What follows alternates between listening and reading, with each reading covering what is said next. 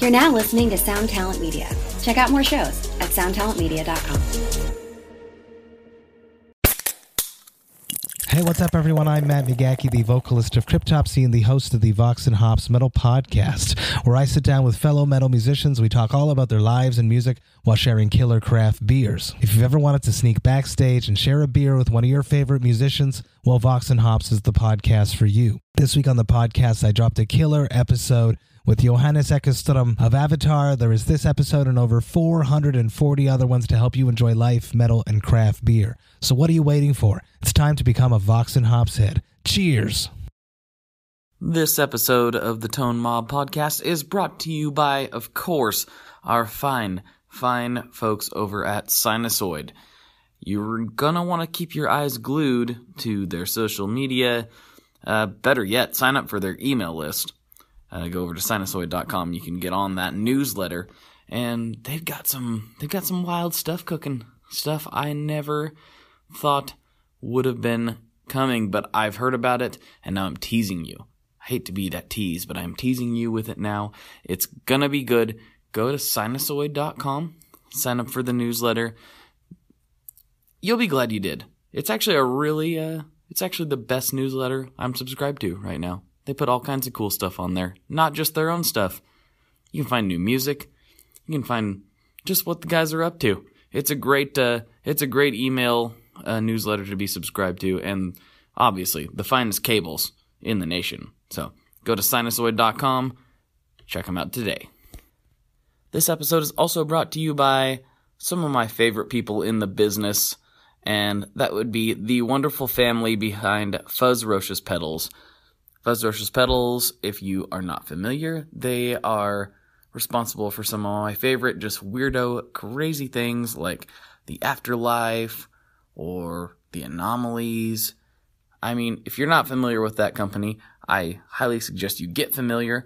Hit up the YouTubes, hit up the interwebs, research Fuzzrocious Pedals, and find out what this, it's a family pedal building operation. That's why it's so cool. It's a whole family thing. They're all in it together. They're making great stuff. Ryan and Shannon and the whole clan are up to just all kinds of shenanigans. So check out Fuzzrocious Pedals and thank me later.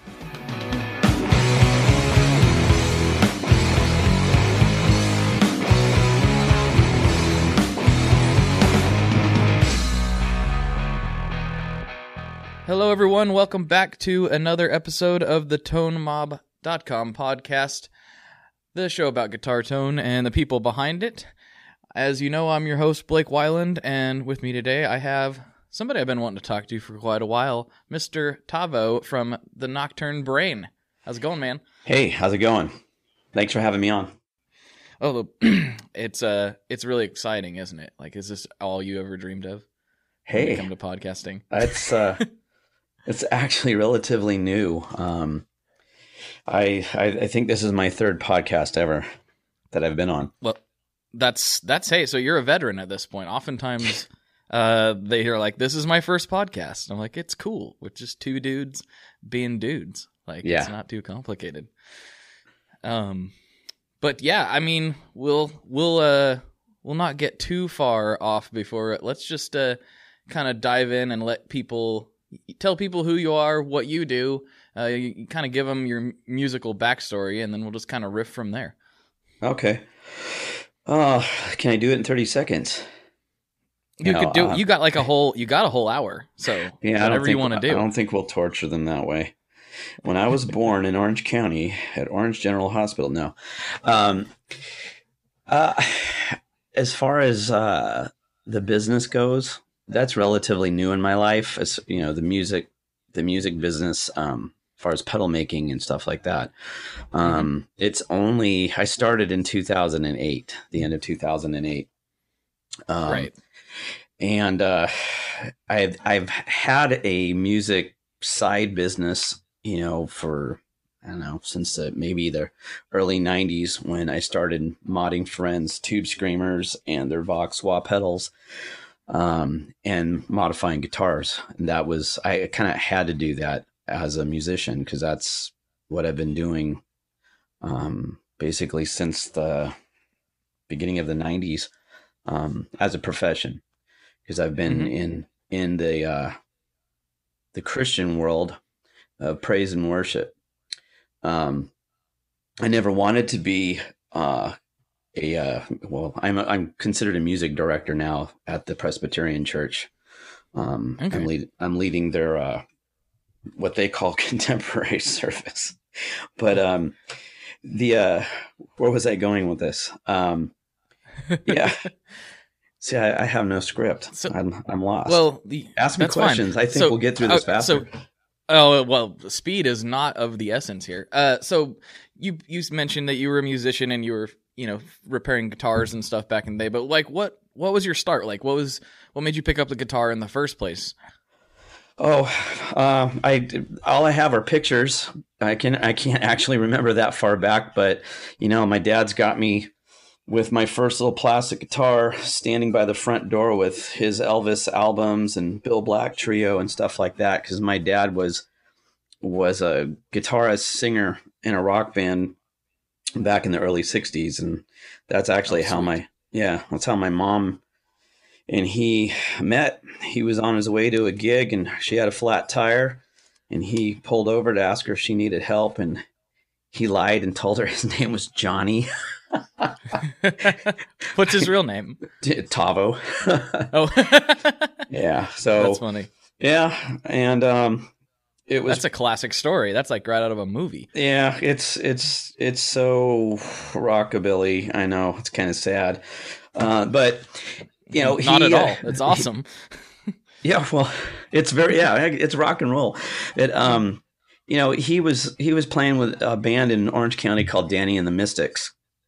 And I guess that didn't last too long once I was born. So he was doing that work in construction, but once the band ended, I think he's the only one alive still too in that band, with drugs and alcohol in the 60s. Right. Yeah, so he kind of had a big life change. My mom was pushing him to go to church, and he didn't want to do all that stuff, and so it was kind of hard for him. But he was working at Hobie Skateboard Factory, making skateboards. Oh, wow. Yeah, and I guess he couldn't hang with that, and shortly after that, he got a job at Fender. And so, oh wow, I still, it's for me that's like bragging rights, because my dad worked at Fender, and he built a guitar that he used, and I ended up gigging with as a kid, a Fender Coronado, and that's amazing. Yeah, and what's really gross is that he had a bunch of parts, boxes of parts, and as a little kid, he'd be at work and I'd be going through all these old parts. It makes me sick to even say it, but I would be pulling pickups apart, and these were vintage Jag and Jazzmaster pickups, worth hundreds of dollars each. And he locked all that stuff up, but I had already like kind of ruined the pickups, and I was just always taking things apart, kind of. It's come back on me. My youngest causes the same problems. He's always pulling stuff apart. But anyway, yeah, so I was always fooling with guitars. My dad was trying to get me to play accordion as a first instrument because he wanted me to read music. And back in Santa Ana, there was this company called Milton Mann Studios, and they would go and try to, hijack neighborhoods and get kids to play accordion and then sell their parents the accordion and stuff like that. So we went down there. They invited us to go down to this studio downtown Santa Ana, back when downtown Santa Ana, well, actually Santa Ana's looking really good lately, but it went through some dark decades. But back then, you could walk around, it was safe and all that. And we went into that studio, and this guy did this big old demo. And the only thing I remember about that time, because I was, I don't know, maybe 8 years old, but I just remembered this big, huge mother of pearl accordion with a white coily cable into a Fender Twin. And Oh yeah. and that's all I could think about was like, I want to play, play that accordion through that amplifier. Because my dad, my dad quit that band, but he would, his cousin would come over, and he worked at Fender too. My dad was kind of in the finishing department, and my dad's cousin worked in the bass department. And so he'd show up with a big Fender bassman, and they would sit out front, and they would both, sit there and just jam bass and guitar out on the front lawn. And Nice. so I was, again, at that point, the rock and roll thing hadn't really hit me, but I just loved the amplifier. I loved, and then how old were you at this time, roughly? Oh, that was, I was about 8 years old. Okay. I'll probably be told otherwise after, but that's the story, and I'm sticking to it because I just remember living down in Santa Ana, and those memories were there. And then also, for forever, my dad would come home for work because he ended up the Fender job didn't last very long. When he was there, Leo was sick, and that transition was going to be taking place where CBS took it over. And I've got blurry images of being in the back of, their Buick, their 61 Buick LeSabre. And we would be in front of those Quonset huts, and my mom would pick my dad up and we'd go home. But I don't think he worked there more than 3 years because they started laying everyone off. And so he ended up going off to work for, I don't remember the company, Golden West Homes, and, did that for most of his life. But he would come home late, and I just remember the Magnatone varsity amplifier that he had with his Fender Coronado, and he was constantly playing that. And so from, Friday nights in particular, he would sit me next to him, and we would sing old gospel songs. My parents worshiped Elvis. And so we had Elvis gospel and Johnny Cash and stuff like that. So it's actually I think if anything stuck with me, it was the love of the instrument and the sound, the smell of the tubes cooking in that old amp and singing with my dad. And that was kind of the start of it. The accordion thing, that was nothing but a fight. They put me in the room with the accordion and an egg timer, and I hated everything about that thing. Ironically, now we have 3 accordions, and my wife plays accordion in the band. Nice. So you got a family band situation going on, right? Not to hop all over the place, but yeah. Well, it wasn't supposed to happen that way, but we do, because I remember years ago, my wife's like, "Oh, it would be so amazing if we had a family band." I'm like, "That sounds not fun at all," But that was when the kid, my oldest was really small, but yeah, we're over at, for the time being, because we've moved to San Diego now, but we're over at Magnolia Presbyterian in Riverside, and like 2003, that church had never had a rock service, and I think I actually got hired because I had big, huge 3/4 hoops, piercings in my ears and covered in tats. And yeah, that, and they kind of like the Johnny Cash worship stuff I was doing at that time. Because I had gotten tired of being in churches and stuff like that. Probably doesn't sound very good, but kind of always what they call a square peg in a round hole. And so it's always kind of been a love-hate relationship with working at church, not a love-hate relationship with church or with, Christ, who I follow. But just being a musician and hanging around other musicians and trying to make us fit into the church thing just never really worked. Plus I was always, fooling around with the guitar business on the side. So anyway, right. When I finally went back to this church, a Presbyterian church of all places, they wanted a rock band, and I started playing there. And shortly after, my son, who was like 15 at the time, he's like, the bassist that I had playing with me when I went back to the church is I kind of hired a friend of mine who was just saying, hey man, if you ever want a gig, you just got to pay me kind of the union scale, and I'll play upright for you. You need to get back into playing again. As I took about 5 years off, I quit being at church and the whole bit, and we just kind of had a family church thing and read the Bible together and all that, but I didn't want anything to do with being at church and all that. But anyway, we won't go there. Right. It just, yeah. But we just ended up, I mean, it's kind of hard not to go there a little bit because I am a musician. I am paid. I've done this my whole life. And ironically, the stage is where I create things when I come back, things that would work for me as a musician playing live, for the Nocturne brain. So anyway, right. That's where you get the inspiration or the ideas oftentimes is in the moment. Like, yeah. Well, for years, this. yeah, it used to be like, it's like, man, I can't stand, going all the way back to the early 90s where, I had Tube Screamer, and it's just like, I cannot stand the way this thing compresses the low end of my guitar. I can't stand the mid hump and all that stuff. And that made me pull, Tube Screamers apart and start modding them back. This is a long time ago, but Analog Man, Mike had his website in the 90s was just like a Bible for me. Besides all the magazines that I collected, my first computer was, I don't even know if you were born, in 1996. I'm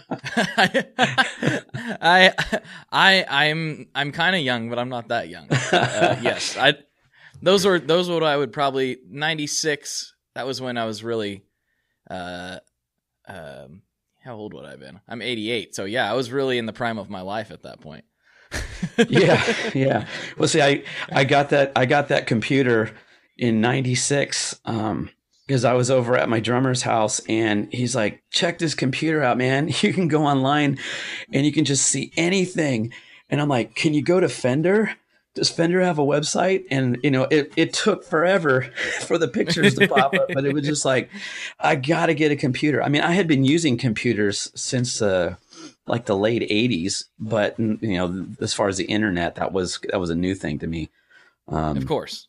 I had a plastics. Go ahead. I'm sorry. Oh no, you're good. That's just right around the time I think that everyone was starting like, what's the World Wide Web? Yeah. Yeah. And it was an amazing thing, to sit there, have this computer, and my brother-in-law hooked me up with Duke Nukem. Yeah. Yes. So that's one thing. Like, we were probably playing that game to get like around the same time. So, you're just a little bit older than I was. So yeah, a whole lot older. Cause see, I had that computer in 96. I had Duke Nukem on, and due to the vocation I have is during the day, my wife's a dental hygienist. So during the day, I was taking care of a new baby, my oldest son. So he was sleeping in my arms, and I'd be sitting there playing games and while he took his naps and stuff. So yeah, that was like 21 years ago. Nice. That's good times. So let's see. Internet came along. You were researching like crazy on the Analog Man website.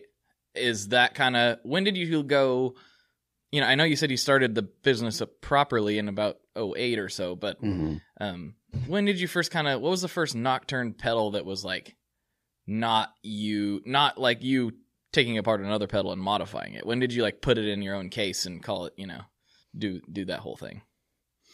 Well, see, the thought of making my own pedal, I'd always talked about it with other friends. We'd actually get together. This was like I said, in the mid 90s, where you get the latest guitar player and there'd be an article, whatever. And we would kind of just get there and pull our guitars apart. We called our Strats our Barbies. And so we were always having competitions, trying to do all these things to our guitars. But it was that, it was being unemployed.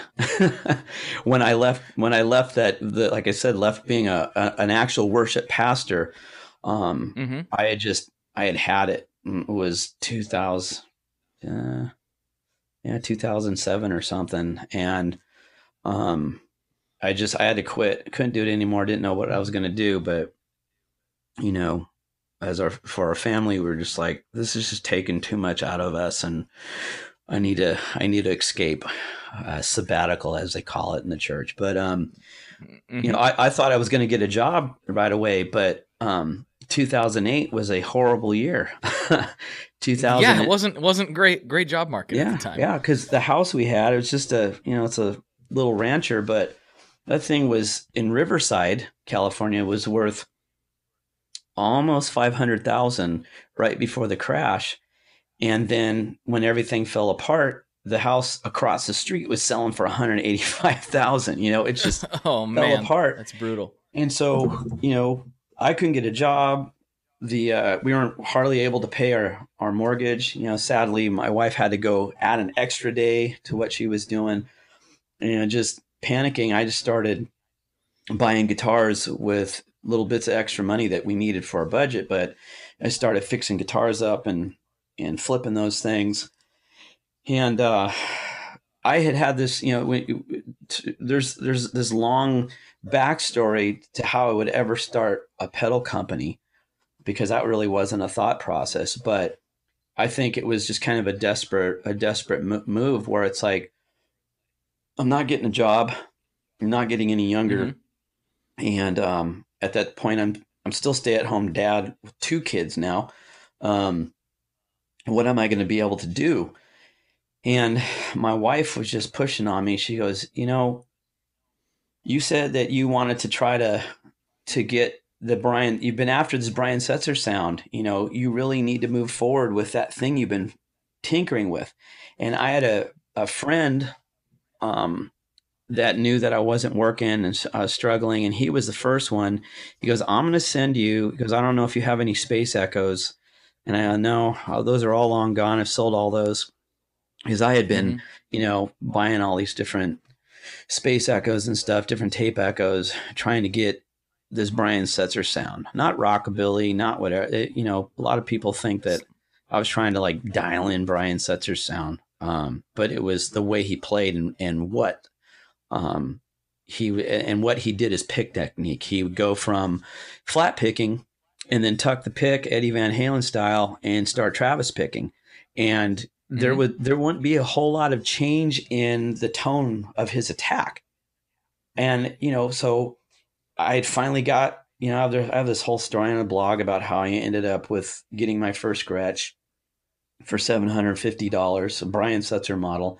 But, you know, I had the guitar, and, you know, wow, big surprise, it didn't sound like Brian Setzer, you know, and and then I ended up, you know, I know that's a problem that a lot of us have. Yeah, and then there's a lot of old farts on the forums. They're just like, it's in your fingers, it's not your stupid pedals, and you know that whole argument. But don't get me started. Yeah, I know. I've got a rant piece out there somewhere about that. Anyway, well, I'm ready to go anytime those guys start up on me with that stuff. But yeah, so you know, I had the guitar, and then I started, you know, looking at, Brian Setzer's his ABM saddles are drilled. And so I was sitting there and I'm drilling out the saddles, and it's like, oh, that brings up the treble a little bit more, a little bit more bite. And then it's like, no, man, I have got to get a blonde. I don't know how I'm going to pay for one, but I got to get a blonde amp. And so, you know, I traded off guitars, and I got a really beat up blonde amp. And I actually do not know what the hell I'm doing. You know, I can fix stuff, and that's why my first business was called The Wired Turtle. And what happened is, again, being in the Christian music scene and all that, way out on the edges, but being in that, and then in church worship, you know, the PNW, as they call it, I guess now, all the young folks. P-dubs. P-dubs, yeah. These guys they'd be, you know, out touring, and they would come in, and they would come hang at our house, and had some friends. Like there's a band, what was a band called Ember, and Dan, Dan and his friend Jeremy would bring their friends over, and they'd have broken things on their guitars, or they wanted to hot rod their guitars, or they need their amps fixed and stuff. And so, it just ended up becoming a little business, fixing all their stuff and fixing up pedals. Like I had said, the Tube Screamer thing kind of turned into a more busybody thing, and tweaking other people's effects that worked for their rigs. But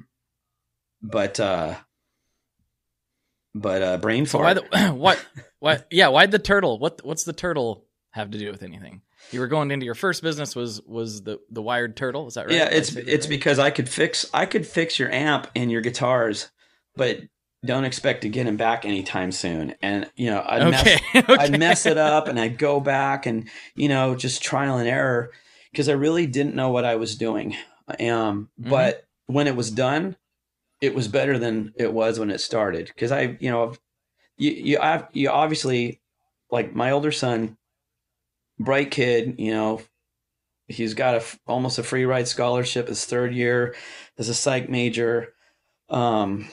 But he's always been the one alongside me stuffing the pedal boards and soldering and stuff like that. But he's not the real mechanical hands-on guy, right. But that's been something that's in me. My dad would have me holding the flashlights under the cars, fixing them and stuff like that. So it came natural to do that stuff, and kind of be the jack of all trades, master of none. But so that's how I ended up getting a little business license. And it was called the Wired Turtle, and it really wasn't much to speak of. It's, we kind of called it tent making, it was just help pay for groceries, stuff like that. But, going back to the actual question, when did I first start the business and making my own thing? It was that friend sending me that tape echo. And, he said, I want you to have this, you can tear it apart. It's not running very well, but he goes, I want you to go after this and look inside and see what it is. What's that magic Brian Setzer thing that you've been, whining and bitching about all these years because it's a ghost town now, but there's this thing called the Hoodoo Voodoo Lounge.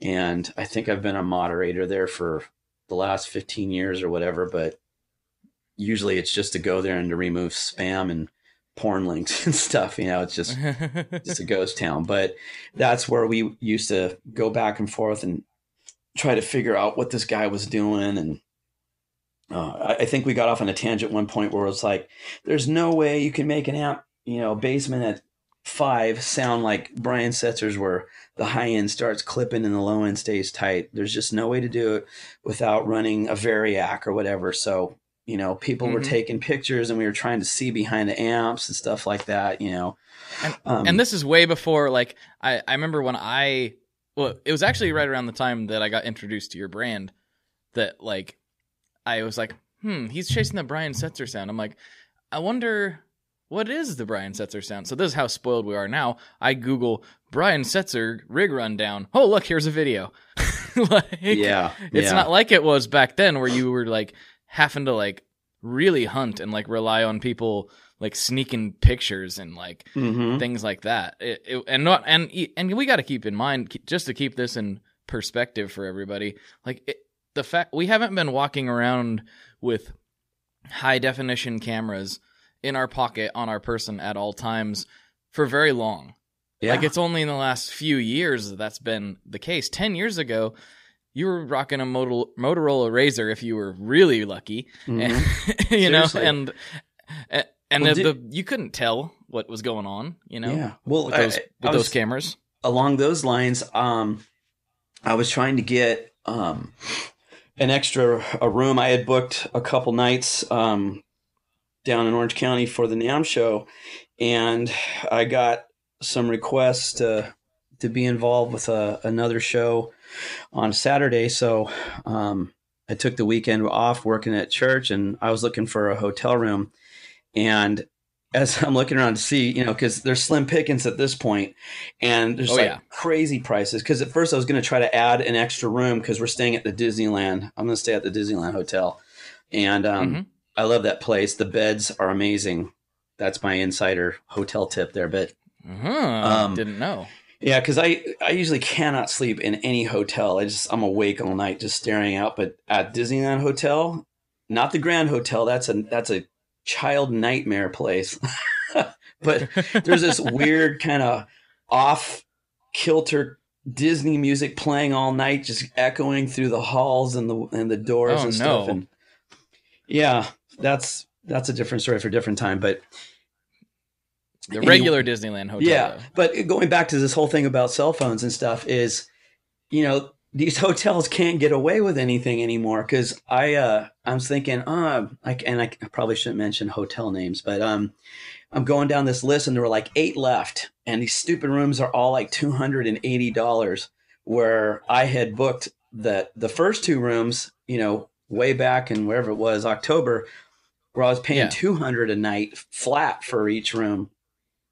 And now that same room at Disneyland I couldn't get because it's stinking $412 a night. Oh no! Yeah. So with the hotel room, I'm like, I think I'm going to enter these hotels in TripAdvisor and go and look at the horrible ones, And you have to obviously half the things you have to take with a grain of sand because some uptight person was spoken to harshly and they fall apart, But what was crazy on TripAdvisor is people are taking pictures and they can post them of their hotel rooms.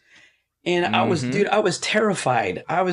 Some of 2 hotels in general, which I thought were really good hotels and I've stayed at in the past, people are posting pictures of their arms with bed bug bites and walls leaking, looking like poop in the corner. Oh no. Oh God, I'm not staying at this place. So anyway, yeah. I guess we can talk about this a little bit later, but like you got to get on that Airbnb stuff, man. It's amazing. I love Airbnb. Really? Oh yeah. Well, I'm staying in a tree house at NAMM.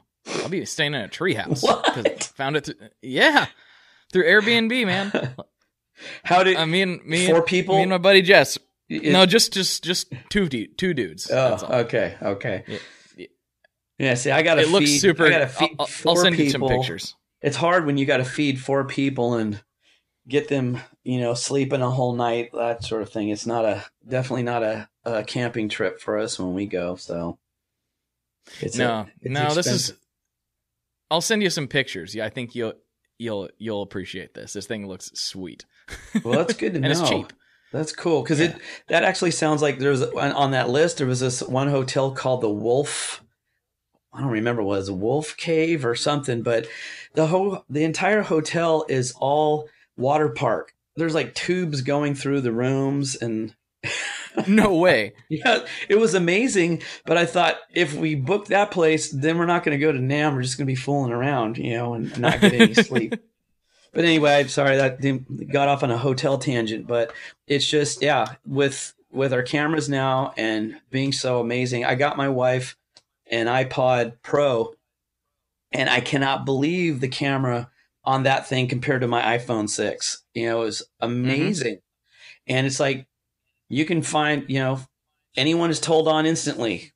You can, there's nothing. That's right. Yeah. But Brian, it's interesting. You said you Googled Brian Setzer's rig, and that video you saw, I'm pretty sure it's the one with Tyler Sweet. And guitar. That was, wow. Tyler doesn't. Yeah, way to remember. No, I got all that stuff cataloged, dude. It's a sickness, but it's part of the job. Right. But I just laughed through that whole video because Tyler absolutely told you nothing you needed to know. It was almost like he was bound by some invisible contract. It's like he told you the guitars, he gave basics and all that stuff, but all those other things and things that I know that I probably shouldn't speak of, it wasn't told. And so actually, it's like if you really want a better, mechanical breakdown of how he gets what he does, is friend of mine. It's called Gad's Ramblings, a blog, and he's got a couple posts because he was after that same Tone Quest and got himself a blonde Fender, and it didn't sound anything like, the videos that I had done. And he's just like, this amplifier just sounds horrible. And so we had to go in, and it's like, well, let's look at the filter caps. And it's like all these amplifiers, all the hippies took these beautiful blonde amps were only made for a few years, basically 3.5 years. And they tightened up the filter caps. Because those amplifiers also, the the output transformers were 4 ohm. These guys were running 8 ohm cabs because their friends told them it was good, which is not true. A Fender amplifier can go down to 2 ohm. If it's a 4 ohm output transformer, it can run strong at 2 ohms, but you put 8 ohms on that, you're going to burn out that transformer. And so there's those amps that are out there, a majority of them have a replaced output transformer, and it's blackface. And that's another contention, a different story, different time. But you get these guys going, oh, there's no need to have a mercury magnetic output transformer. This is fine. And all that advertising hype. No, that is not true. Number one, the guys at Mercury Magnetics are amazing. And that company's been around since the 50s, building industrial transformers. But their Tone Clone series, there are some transformers that don't exist for the general public, and other outside of what they do. And one of those is the blonde 6G6B and 6G6A transformer, a very specific and particular transformer that is vital to that amp. And they make, because that's I'm in bed with them. They are the ones that supply me the transformers for my blonde shell amp, which is just the normal side of a 63 6G6B amp. And I also make a 1939, 1940s Gibson EH-185 octal tube amp, and we need those transformers that they make. You can't just go and grab whatever's on, your favorite online part supply store and put them in there. I mean, they'll work, but if you want it to be and respond and do the things that, you hear, it's got to be done right. And so anyway, the transformer is a big part of the sound. And a lot of people don't realize that. Yeah. In Vox amps, an AC30, AC15, and the particularly the blonde Fender amps, that output transformer, it has a whole lot to do with the sound and the response. So anyway, again, tangents, you got to rein me in here, but no, that's what this is all about. Yeah. So Gad's Ramblings, he kind of gives you the breakdown of that. And like I said, these guys would burn them out and they would put blackface in, and the amps, instead of, this sounds so silly, but a blonde, when you crank it up, it grinds and it rocks, but it's not a brawler. The blackface amp, that thing is a big clanging brute. Once you crank that thing up, and then it'll saturate, but all the neighbors will be saturated and your head will be, because it's really a loud amp. But the blonde, it's that once you get up to that point right around 4 or 5, and there's some other aspects of that, that cause that amplifier to start saturating in the power section, and it stays very, very clean in the lows and breaks up on the top end. That's one of its amazing features. And so, yeah, you gotta get all those things right. There's this whole recipe, and Brian, I think Brian Setzer is like, I don't even know if you remember this TV show. It was Columbo. Oh yeah. He played like he didn't know what was going on, but that dude knew, he was a master. He knew he was playing everyone else. Well, that's my speculation. I've got to actually hang out with Brian one time backstage and play his guitar and stuff, but very cordial and that's awesome and sweet man. Yeah. But I think he plays on the side of, yeah, I just play guitar, whatever. It's like, no way. That dude, his sound is dialed in and for a reason. There's a very specific sound. And that's why I said it was just like, I had to chase that ghost. I had to find out what it was, because it wasn't just the guitar, it wasn't just the amp. And that Space Echo ended up being, there was like, because I had Space Echoes before. I had the RE, what is it, 100, 150, RE. There was an odd one I had too, not the 201. It was one just before that.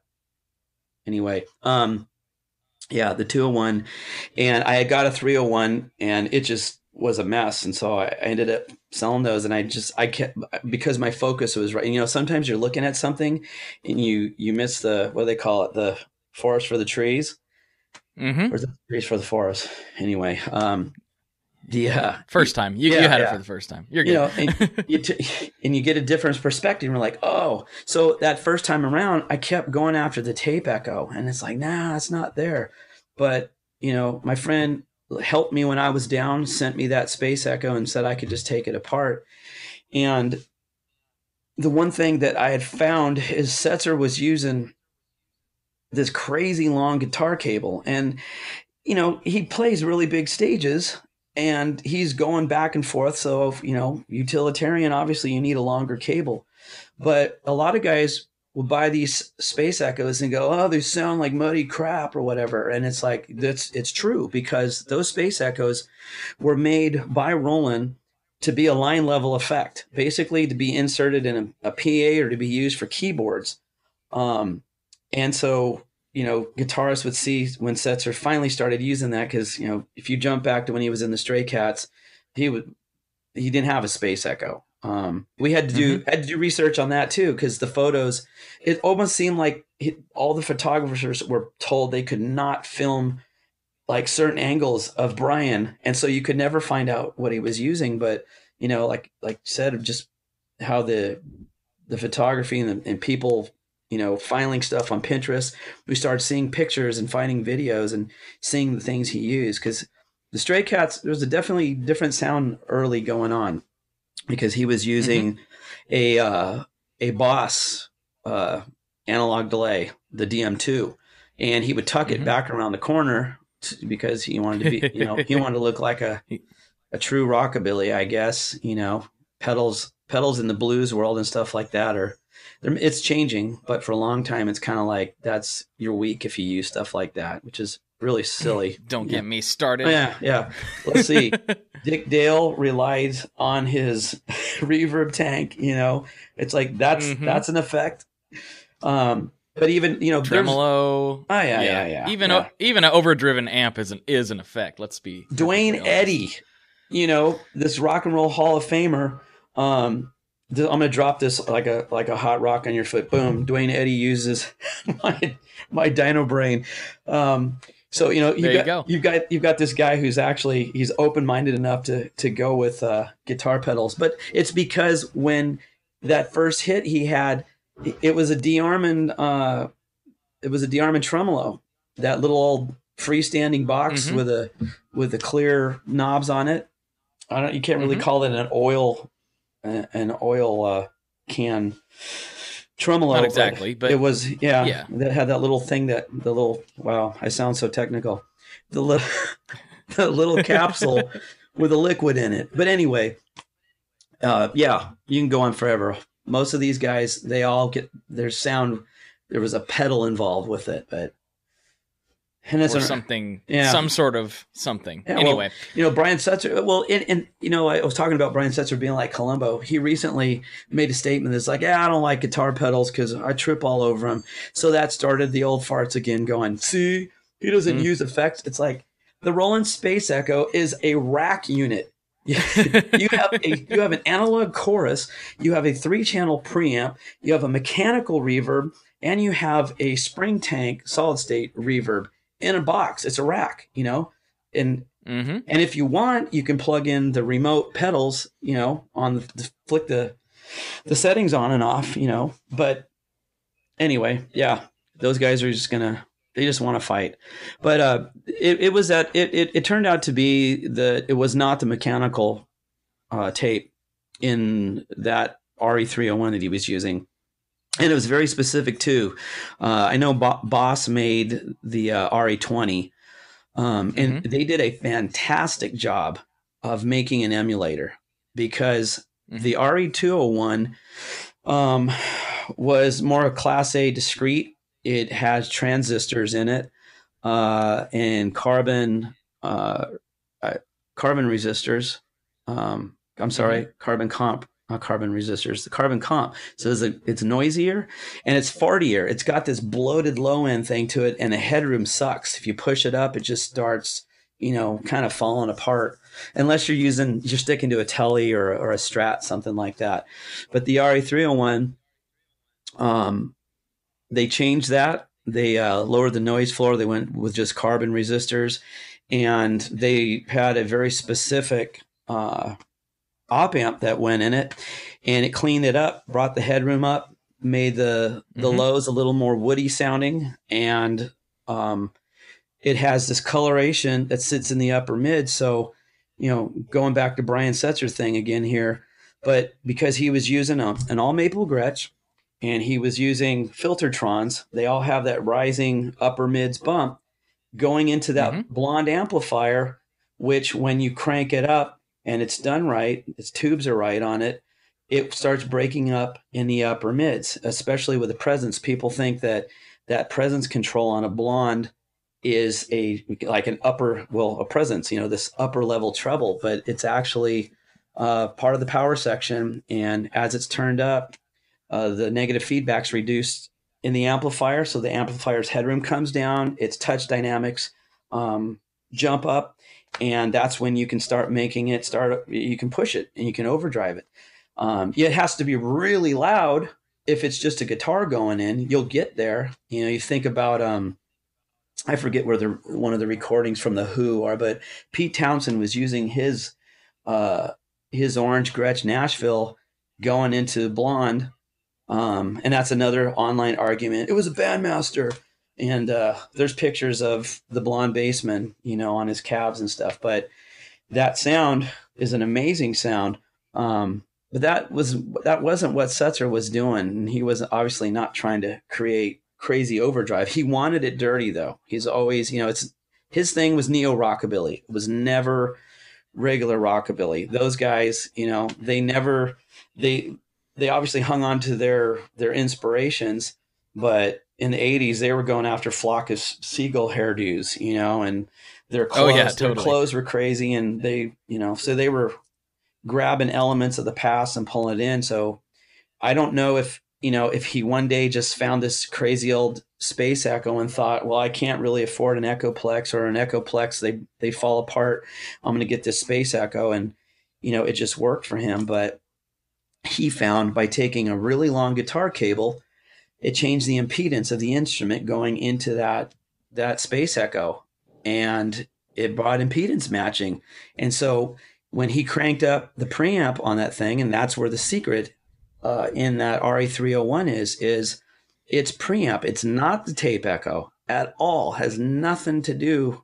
I mean, I guess, you want to argue about it. The tape saturates when it's pushed a bit by the preamp, but it was that preamp that made the pickups, the Filtertrons, hear his fingers better, kind of stethoscope like, so that when he would move from flat picking into the Travis finger picking, it stayed the same. The dynamics. Yeah, the twang, the dynamics, and the bite. Because the guy plays with his volume knob, to go from clean to dirty, and he's not afraid to play dirty either. So that ended up being the thing. And so once I found that, I went to this guy that was working on some amp stuff for me. I said, could you, reverse engineer the preamp in this big, thing? This thing is huge, and I kind of see, where it's at. Could you help me out? And he just drew up a basic diagram. I had never even looked at schematics before. I never even thought about it. but he drew up a basic schematic, and he said, well, he goes, this is very basic, and I don't know why, anyone would want it, but here, here's how it is. And so, jumping back, I had gone to another guy who said he was going to help me, build the preamp to that Space Echo. And he took forever, kept taking money from me, and it was a really complex circuit.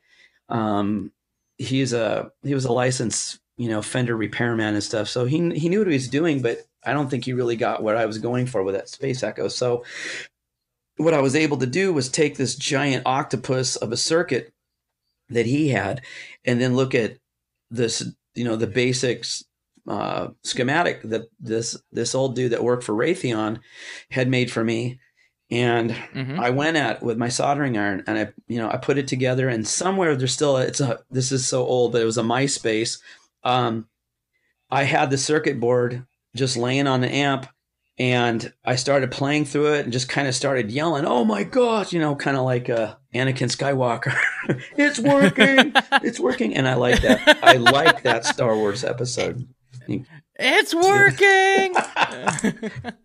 Didn't like Jar Jar, but love that. But anyway, it was when it started working. My wife comes in. Are you okay? What's going on?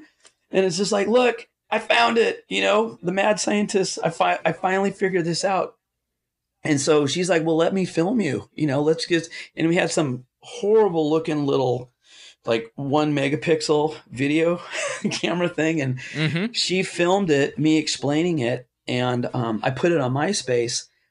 And another friend who knew I was kind of in the down and out financially at that point, Gary Hoover. I should have mentioned Nick Larson was the guy who gave me the Space Echo. That man, I'm going to get his name tattooed on my arm, because his heart was. I owe everything to him, really. Well, I owe a lot to him. But another player in that was this guy, Gary Hoover. And he goes, hey man, let me put that on the Gretsch forum. He goes, I bet you people would buy it. And so I said, yeah, sure, Gary, it's over on MySpace. And I had consequently posted it over to the Hoodoo Voodoo Lounge, the Setzer fan forum, to let the other guys know, the ones that we've been wrestling around with this. And immediately they're like, dude, we want one. And I go, well, you kind of have to have a blonde amplifier, the blonde Bassman 6G6B, and you got to have Filtertrons, because it doesn't really sound the same like with my Strat and my Telly. It just kind of sounds fat. It's like a fat boost. It's not sounding like the Setzer thing.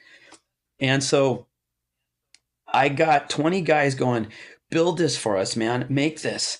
And so Gary then got back to me. He goes, you got to get over to the Gretsch forum. He goes, there's people, they want this. He goes, you need to go get yourself a blog, and you can go to this thing called PayPal.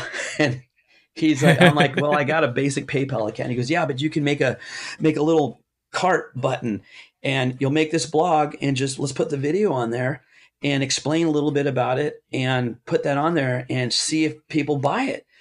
And I was thinking, well, I don't know what I charge for it. And, I was kind of thinking, well, you used to charge this amount of money for your labor when you were fixing people's pedals and stuff. And I came up with a price, I think the first one, like $159 or something. But like in a few minutes, I had 20 orders and 30 orders. And I actually broke down a little. I was just like, I was in full panic, because it's like, what do I put this circuit in? I can't put it in an old pedal box. What do I do with it? Because I had this little board flopping around. It was not in a box. I hadn't, and this was, just on perf board or whatever. Yeah. It was actually in a Radio Shack. I'd say like the first 1,000 brain seltzers, as they were originally called. I had to change the name because once Setzer's attorneys saw it, they started making stipulations, and I had a lawyer friend tell me I just needed to change the name then and there, as painful as it was, which is still haunting me to this day, because people will see old posts and they're like, no, I don't want a Dino Brain. I want the Brain Seltzer. And it's like, it's the same thing. It's right. It's just, like, it's improved, it's quieter, but it's the exact same thing. I just, and then I have to tell them the whole story. But anyway, so I didn't know what to do. And as far as a business model, I had a business in the 80s. I bought an old man sign company, acrylic fabrication and sign company. And I did not do well with that business. It was like 3.5 years, and I ended up finally chapter 11, debt refi, because everything went bad real fast over time, and theft and stuff like that. But coming back to this, oh, that microphone's picking up other noises in the house. Coming back to this pedal, it's like, I don't know what I'm going to do. Cause I mean, if you think back in 2008, there were obviously pedal builders that were doing quite well. And Mike Fuller of Full Tone, I kind of was a major fanboy of his stuff. I'm still a major fanboy of what he builds, because he was a musician first, and the quality of his products were, stage ready, and they could take a punishing, while others at that point back then, a lot of them fell apart. But it was Full Tone, and it was Dave Barber, and I still have my Barber burn unit to this day. I think it's one of the greatest tube screamers ever made, especially if you start tweaking the EQ inside the box. You run that thing, you stack that thing up with my other favorite light overdrive, my Tim pedal, Paul Cochran. So those guys were my heroes. I had one of the first, like when Paul first started, he was just passing around a raw box, with, I think it was Brother lettering on it. And that was just being passed through from an internet community. And we were trying it out, and it's like, I had to have one of those. And, if you play a semi-hollow or hollow body guitar, that Tim pedal is an amazing thing to stack, with other preamps and stuff like that. And yeah. No, it's a great pedal. Yeah, it really is. And people are like, yeah, no shit, we already know that. But it's just, there are these pedals that have not really changed on my board in, all these years, because they were done right, and they were built well, and they were built from the standpoint of a performing musician. So on that, I thought, well, if I'm going to make a pedal business happen, then I have to have the same standard of build that these guys did. The quality has to be there. Yeah. Right. But I don't know what marketing concept to use. The kitchen table do-it-yourselfer guys, that didn't exist back then, or it was very small at that point. But so what I use as a business model is, I know how to run a band. I've been, a band leader with my rock bands for a million years. I know exactly how to promote my band. So this pedal, this Brain Setzer, I'm now his manager, and he's my rock band. And that was my business model, and that's a good way to look at it in some ways. Yeah. Well, that's especially at the time, especially for marketing. I mean, obviously things are a lot different now. I want to call Jimmy Bauer I want to say he's my business manager now. He doesn't know this, but when he starts charging me for ideas, it could turn into that. He doesn't know that that's his new vocation coming up in life, but yeah. Well, he'll find out here in a week or so when this drops. Yeah. Big shout out to Jim, by the way. Yes. He's a mutual buddy of ours, and he's very active in the community and has been a big supporter of, I know you for a long time, and me also since day one. So big shout out to Jim. Love that dude. He's a great guy. Yeah, and he's got a lot of ideas. I'm an old dude, man. I'm compared to you guys. I mean, I don't like hanging around with anyone my age, but and I play with musicians. Get off my lawn. Yeah. Well, the get off my line kind of exists in some ways, but can't help that. That just happens to you as you get older. But in general. I've had it since I was 17. Yeah. So Oh, you've got an old man's soul, huh? I'm an old person in inside in a lot of ways. I really am. Well, you know what? That's a good thing, because then you won't be so jaded, because when you get to my age, you got all these get off my lawn guys, but they're just jaded about everything, and it just shuts your mind down to being open to new things. And that's one of the things. It's like I've always fought to keep my mind. Maybe I'm just afraid of getting old and being old. Am I allowed to say Ryan Burke's name? You're allowed to say that on this? No, Okay. no, we don't talk about that guy ever, All right. ever. So He's from that other podcast. We should have a different name for him if I refer to him. Brian, how about, I don't know. Brian Rourke?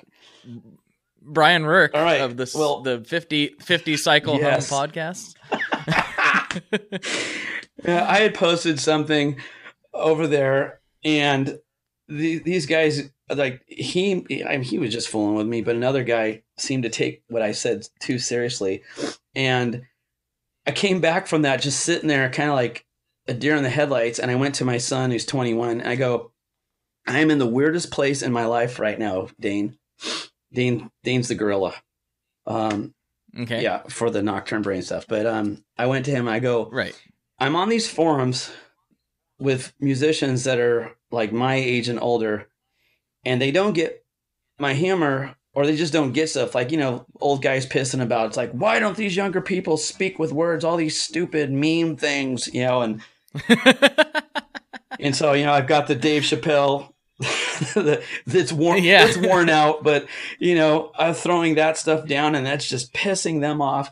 And they don't get what's going on while I'm dying laughing, entertaining myself at their demise. But then, going back to Brian Rourke's 50 Cycle Facebook thing, he, the comment I made was like, and I ended up posting, and this is an old man thing, I know it, but it's like I found this old Warner Brothers cartoon with Foghorn Leghorn, and it's like, it's a joke, son.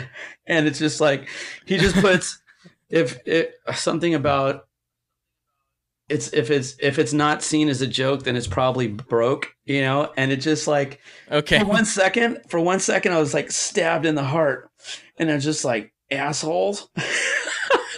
But it was just this weird place of, it's like, man, I don't fit in anywhere. I'm too old to be with, your generation, and I'm too young with this other generation. How do I survive in this business world? That's hit really in the last year.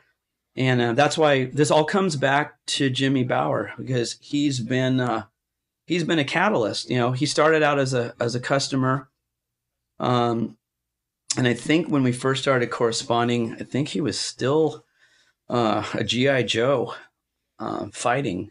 Oh, really? Yeah, because back in the day. Yeah, because his original email address was, well, I can't say it, but it was something Iraq.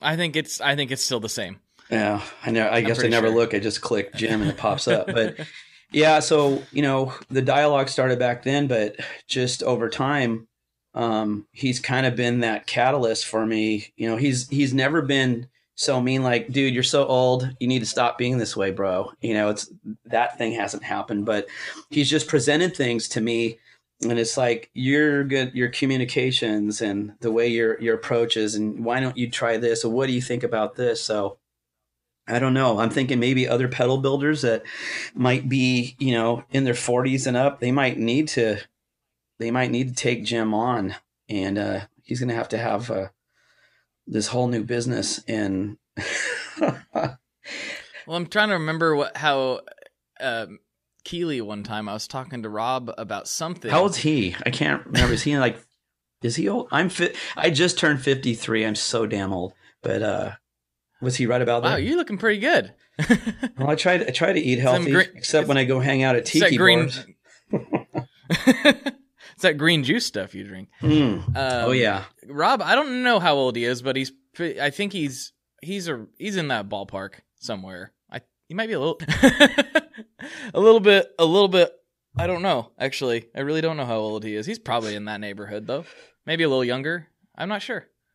But he said something about, I can't remember what company we were talking about. And he's like, I don't have an army of hipsters to market that way. I was like, well, maybe you need to get an army of hipsters. Yeah, who knows? Like, I was so jealous at the NAMM show when I go around. I won't say who the booth was, but I go there and there's like keyboardists running through the pedals, and they got a barista making coffee. And I was just, hey, everyone already knows who it is. As soon as you said that. Talking about EQD. Yeah. And I was just like, they're the ones, man, they're these the coffee suckers, ones. They've got it, because I've been going to the NAMM show since the 80s. I used to get in. I had a friend who worked in purchasing for Yamaha, and when I had the sign company, I used to make the signs down in Buena Park for Yamaha and their name badges and stuff. And he would give me a badge. And that was back when you could just, put on Hirohito Endo or something and walk straight in the door. They didn't care. Mm-hmm. But I've been dreaming about, even back then when I didn't have anything to sell or didn't know that I wanted to sell anything, it's just like, man, it'd be so cool to have a booth here at NAMM and just really be in this industry. I've always been in love with that more than being the best guitarist, the best singer. And at this point, it's too late. Mm-hmm. I'm too old, but it's not too old for the NAMM show yet. Even though that seemed that came up as a debate with Gibson, it's like, I don't, was it on your I think one of the guys on your forum asked that. He's like, well, is the NAMM show really relevant anymore?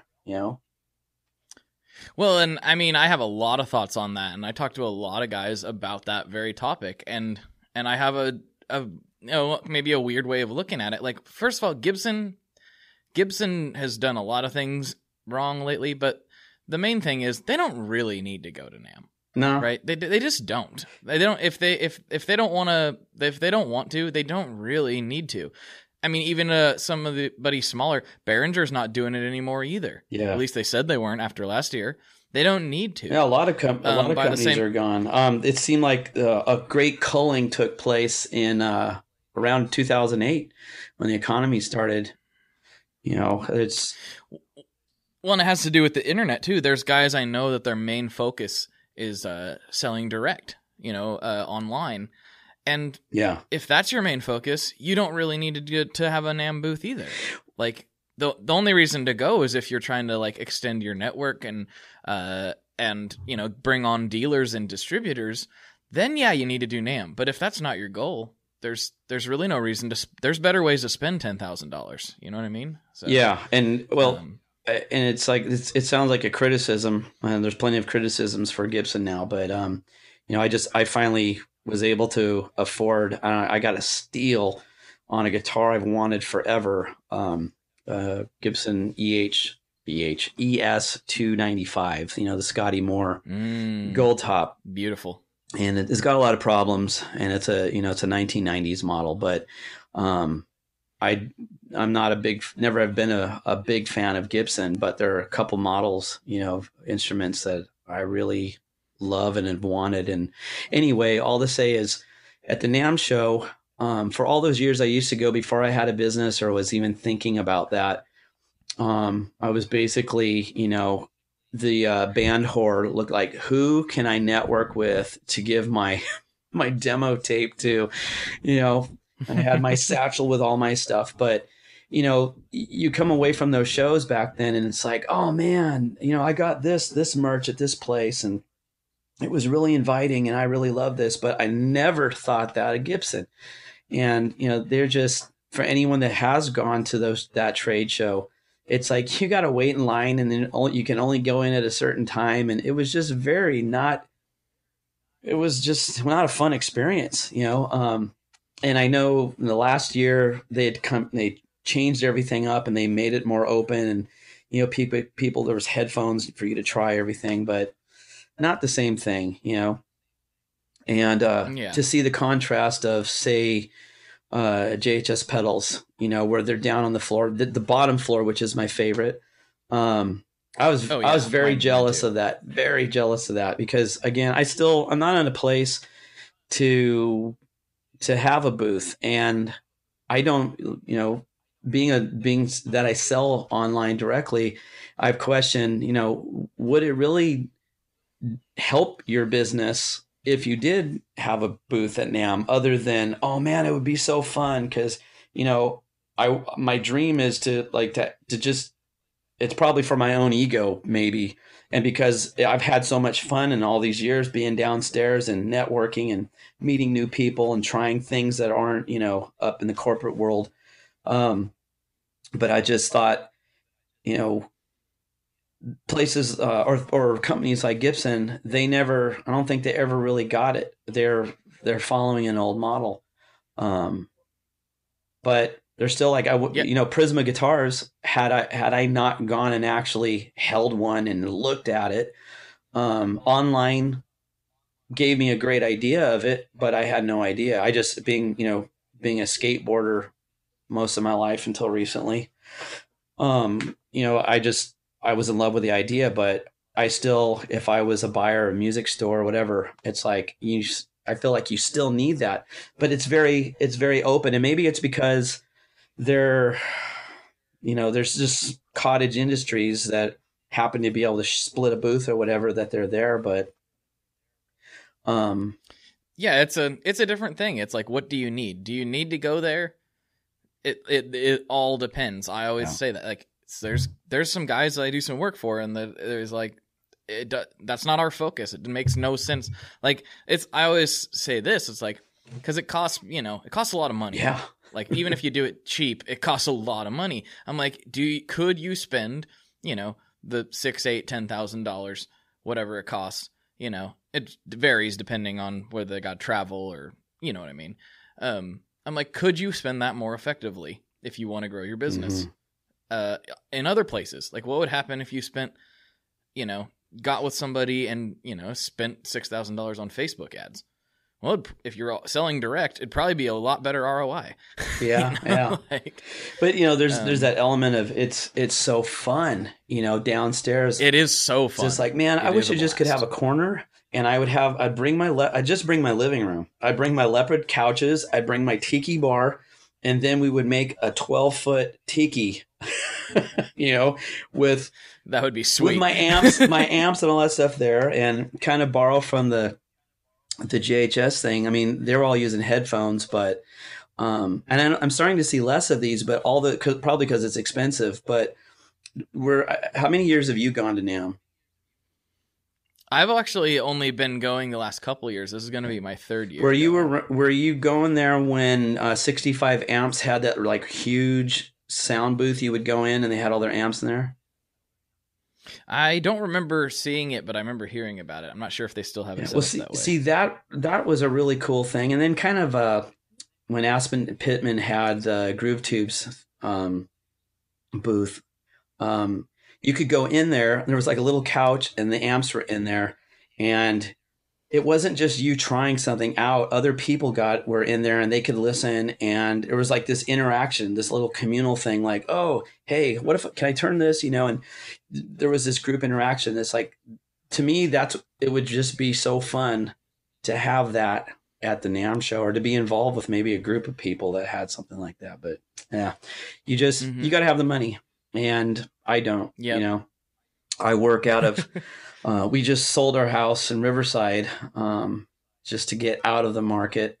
And my son's going to school here in San Diego. So maybe it's that I'm half Hispanic, but we followed him down here.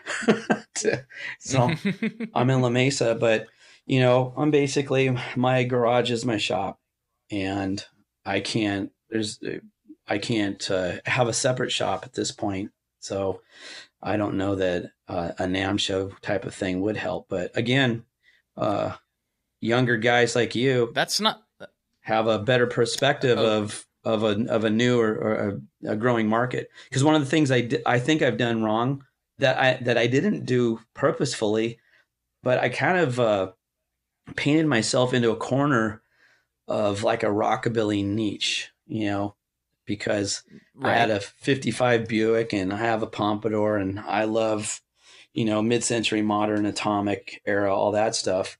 that just kind of came out Mm-hmm. through what I did. And that's not necessarily what I expected to happen, or I don't even know if I processed it, much until recently. Well, I mean, it's not necessarily a bad thing because, to be perfectly honest, there's not a lot of guys competing in that space.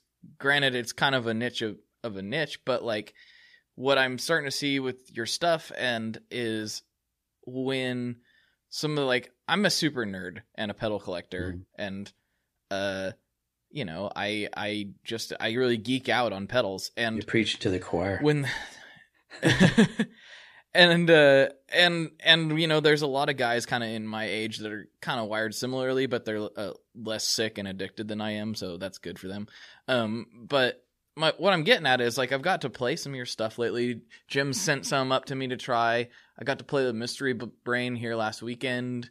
Oh, cool. And I really, really like, I'm like, oh, this is marketed as this, but I'm using it like this, and it sounds really good in different applications. So like I was playing the Mystery Brain and just kind of focusing on the preamp, because that's what Jim was like, you got to listen to this preamp and pay attention to what it does.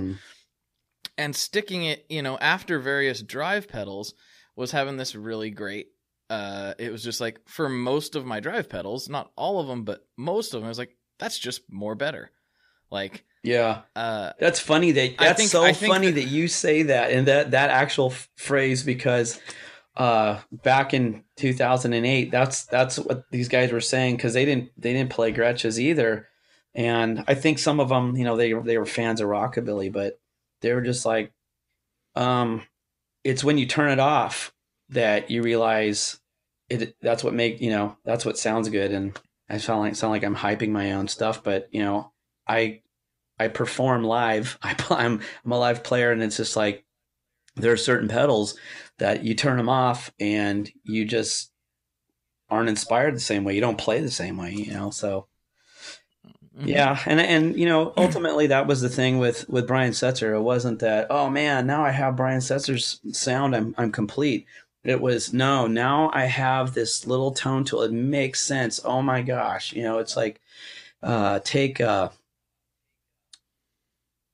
makes me sound really old, but take Yngwie, what's his name? Yngwie Malmsteen. Yngwie, yep. Yngwie. Yep. And it's like, he has this raging amplifier, but he was using the 250 pre to push the dynamics, the harmonics that he needed for his wacky scallops, fretboard Strat. Joe Satriani. I love 250s. I love them. Yeah, and I chase that for a bit, because I make a version of it called the Fez. I know the Fez. Yeah, and it's just a weird thing, because I've always had a 250, but I had plugged one into my reverb tank, and I had set it up the way I normally would the years past, when I was running that, a Strat, into a Mesa Boogie with a big muff and stuff. But yeah. Oh yeah. But the way that it made the reverb start jumping back at me, I was like, oh man, I'm onto something here. And so we have that, but that's been done a lot. And so yeah, I kind of have at this moment in time, I've had this niche, but it's been younger players that have finally pushed me to, it's like, well, why don't you make the echo part of the Space Echo? And it's like, I can't do that, man. I'm just too old. Brain doesn't work. Can't figure it out. I have to go back to college. I'll stop. I don't want to hear that.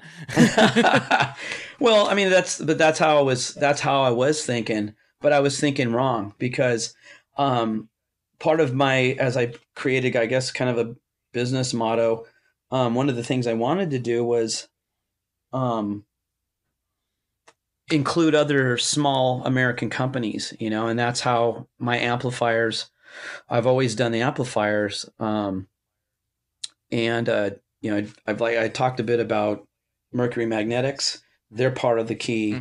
And my cab builder, my chassis builder, the handles that it's an upgrade on the handles, but a guy named Matt Cadena makes just amazing guitar straps. And kind of like for weirdos like me that have a boot fetish, I have this Red Wing boot fetish. I know, you love your Red Wings. I know, it's ridiculous. But I only pay about 1/3 the price of what the other guys would ever pay for those things. But anyway, so, he is making these chrome axle, whatever, horsehide straps and stuff. So he's in on it, making handles for stuff. And anyway, my point with this is when I couldn't go any further, again, this is where Mr. Jimmy Bauer kind of started rattling things around in my head. It's like, well, why don't you try to find other pedal builders? And it was, I remember Brian Wampler had made some comment on a show about loving to get up in the morning and go and design stuff. And I don't know if he said this in so many words, but he's like, well, I don't build the pedals anymore for production. I've got someone else doing that, and they even ship them. And I was like, oh my gosh, what? Because the tedious work kills me. It kills me. It just sucks my life. I'm an outgoing person. I need to be with people. And with this business, you're sitting at a desk, if it's not marketing online and customer support, you're back out there and you're, in my case, painting, paint booth, soldering, drilling, all that stuff.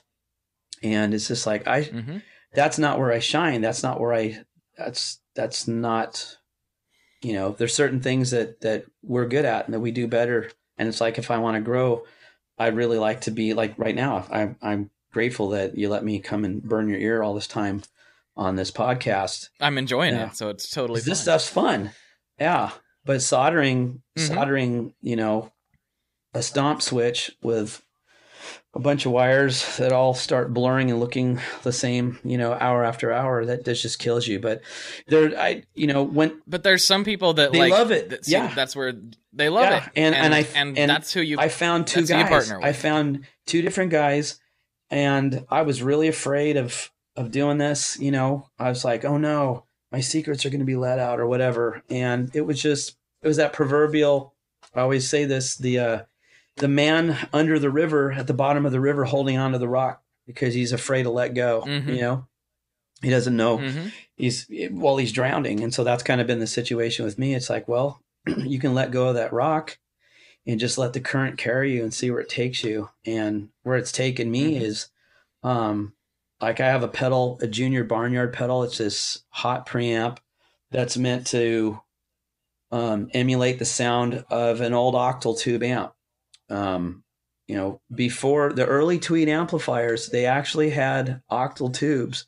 They weren't 12AX7s. If you look at late 40s Fender Pros and stuff like that, what do they use? 6SJ7s or whatever. But there's a sound, there's a beauty to when those things start saturating. And I don't mean, your cargo shorts and Teva sandals and tie-dye shirt, ponytail with an diamond in your blues band guy, sound.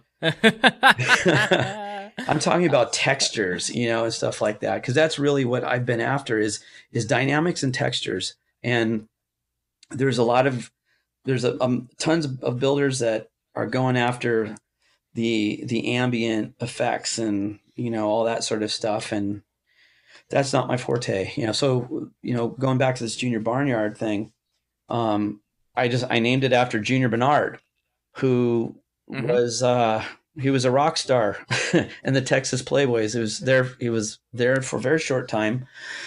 He used to piss off Bob Wills because he cranked up the amps. He played them really dirty, and no one had been doing that so far. So and that octal tube sound that he got as he laid into his riffs is a really unique sound. Again, it's like, I do not play in a Texas swing band. I do not play in a rockabilly band, for even though it's praise and worship, we play alt rock, we play cowpunk, we play neograss, there's this whole mix, pop, the whole bit, got to play it all. And so, but having to do that and there's I'm sure 90% of the worship guys would just go, half of these songs are killing us. It's just stinking U2, G, D, E minor, C forever with, trailing delays and stuff. And I'm not knocking it.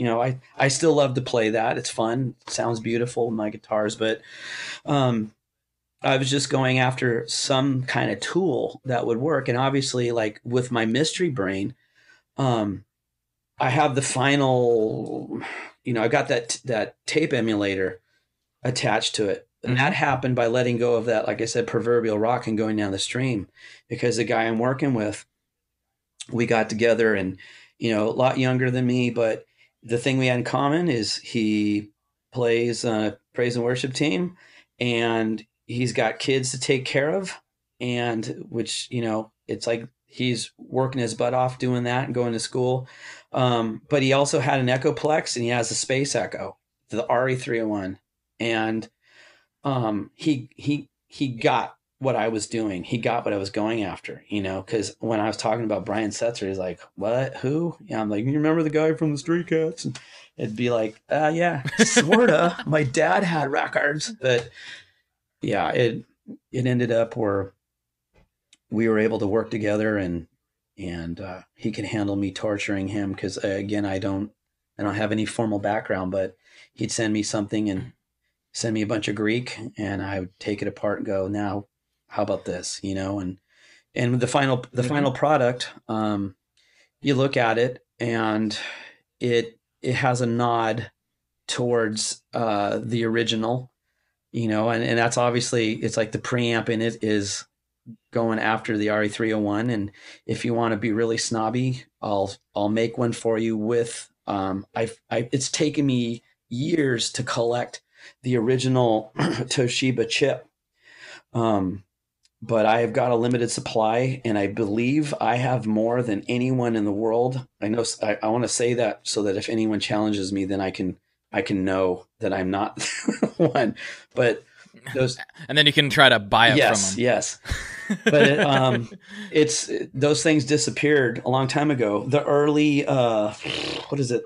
I'm having a brain fart. The DS1 has that Toshiba chip in it, and then it got replaced with a regular op-amp chip, which is a little bit different, little tiny bit different. You're sitting in your room with your knees crossed under you, staring at the amp. You're like, oh, I hear that vintage mojo and the vintage hiss. But anyway, if you want your Mystery Brain with that chip, I can give it to you. I prefer to use the Burr Brown again, because my pedal is based on a guy playing in a band with a loud drummer, my youngest son, even though he's got a plexi gobo around him. My other son's on upright bass, pounding my head with a Mesa rig. My wife's behind me on accordion. I got a keyboard player, and I got a monitor mix and along with my amp. And it's like, you don't want any extraneous noises, because they end up just increasing as they go down the chain. So, that Mystery Brain is designed for a performing musician and someone that when they get up there and the sound man's got the mic on his cab, it's like, what's that hiss? What's, this, and you want to minimize all that stuff. So where it's at, it's as hi-fi as I can get it, as reliable as I can get it, and as close to that sound as I can get it, because everything that I've built comes from the actual product. Even like my Moonshine amp, which is based off that old 40s octal tube Gibson amp, the EH185. There's someone that shall go nameless, but they started copying all the stuff that I was researching online about as I was engaged on amp forums, and they went out and tried to release their own, and they've been successful with it. But it was really funny because he was touting that amplifier as an actual EH185 when all he had was a schematic, whereas I had 3 original amplifiers, that I was building this off of. So And that's another crazy argument. But when it comes to the space echo, I have been a weirdo stalker on Brian Setzer's sound forever. And this cute little blonde in the '80s handed me in high school a Stray Cats album and a Blasters album, and said, "I know your band plays all this Chuck Berry and Elvis and Johnny Cash stuff. It's like, but you need to listen to these guys." And the second I heard the sound of that guitar, it was so different than all the music my dad had turned me on to and had taught me. He was the one who taught me to play. It was so different that, I've been following that guy forever and his stuff. But ultimately, I don't play any music like that. And I think I only can play like 2 Brian Setzer songs. I just, it's my music. That's how you test everything out. Yeah. Right? And it's like one of the things that's really interesting about the Mystery Brain that it came out as a byproduct is we wanted to have where you could defeat the modulation, because I have an actual photocell modulation. That pedal is mostly analog. We got the little chip in there for the echo, but there's an actual separate circuit for the modulation. You can turn it on and off, but having that photocell and its own op amp in there lets you turn that into much more than just a space echo. And all the rockabilly guys that buy my stuff, they're like, I don't even know what to do with that thing, and they just leave it off, and that's fine. It's like, well, you can leave it off, but go listen to old Cliff Gallup recordings post Gene Vincent. You'll hear a slapback on old Gene Vincent and the Blue Cap albums, but that was done post recording. That was in the studio. Sam Phillips putting a slapback. The Strymon, what's it called? Real, whatever that pedal is, after the El Capistan. I shut down after the El Capistan, which I love and I have, but Cliff, the Deco. Yeah, that one. That's my favorite and only Strymon. Really? Yeah. It's a really fun thing, but it's, and if you're a guy that records in the studio, you can see the brilliance in that whole pedals creation. But anyway, going to Cliff Gallup after he had children, so he had to quit the Blue Caps and went on to work, but he was still playing all the time and gigging. And the recordings, you can hear his Echoplex, but you can hear that tape, the modulation in it all over the place, so it's like these real rockabilly guys. They're not really rockabilly because they're not getting, these early things. And even like Scotty Moore with a Ray Butts, amplifier with that built-in tape thing. There was warble. There's a very quick slapback, but it's there. So anyway, that's why I put that analog modulation in there. But I ended up, because I'm a huge fan of Deluxe Memory Man pedals, and I've collected them, most all of them I've had at some point, and I've modified many of them. But I found that you can use that modulation with the longer slapbacks, and it's like, man, that is one of the best Deluxe Memory Mans. I actually sold off my last Memory Man once I found that I could get a really cool Deluxe Memory Man sound out of this Mystery Brain. So yeah, there's a train on there, and my friend, another guy who's been a helpmate from the beginning. He's a lowbrow artist, Vince Ray. If the name's not familiar, all you have to do is start looking at albums, and that man's done has a huge catalog of album art, for rock musicians. And he actually owns production #1 of the Brain Seltzer, because he had seen one of the first. Oh, nice! Yeah, he had seen one of the first videos where my oldest son at the time, he wanted to be in my video, and I'm like, I can't have you on YouTube. I don't want your face seen. And that was long before the Illuminati took over our phones, the NSA, whatever, right? Facial recognition. But so I said, well, you can be in the video, but I don't want your face shown. So he ended up going and getting my gorilla outfit and putting it on. And while I was filming, went and sat behind me.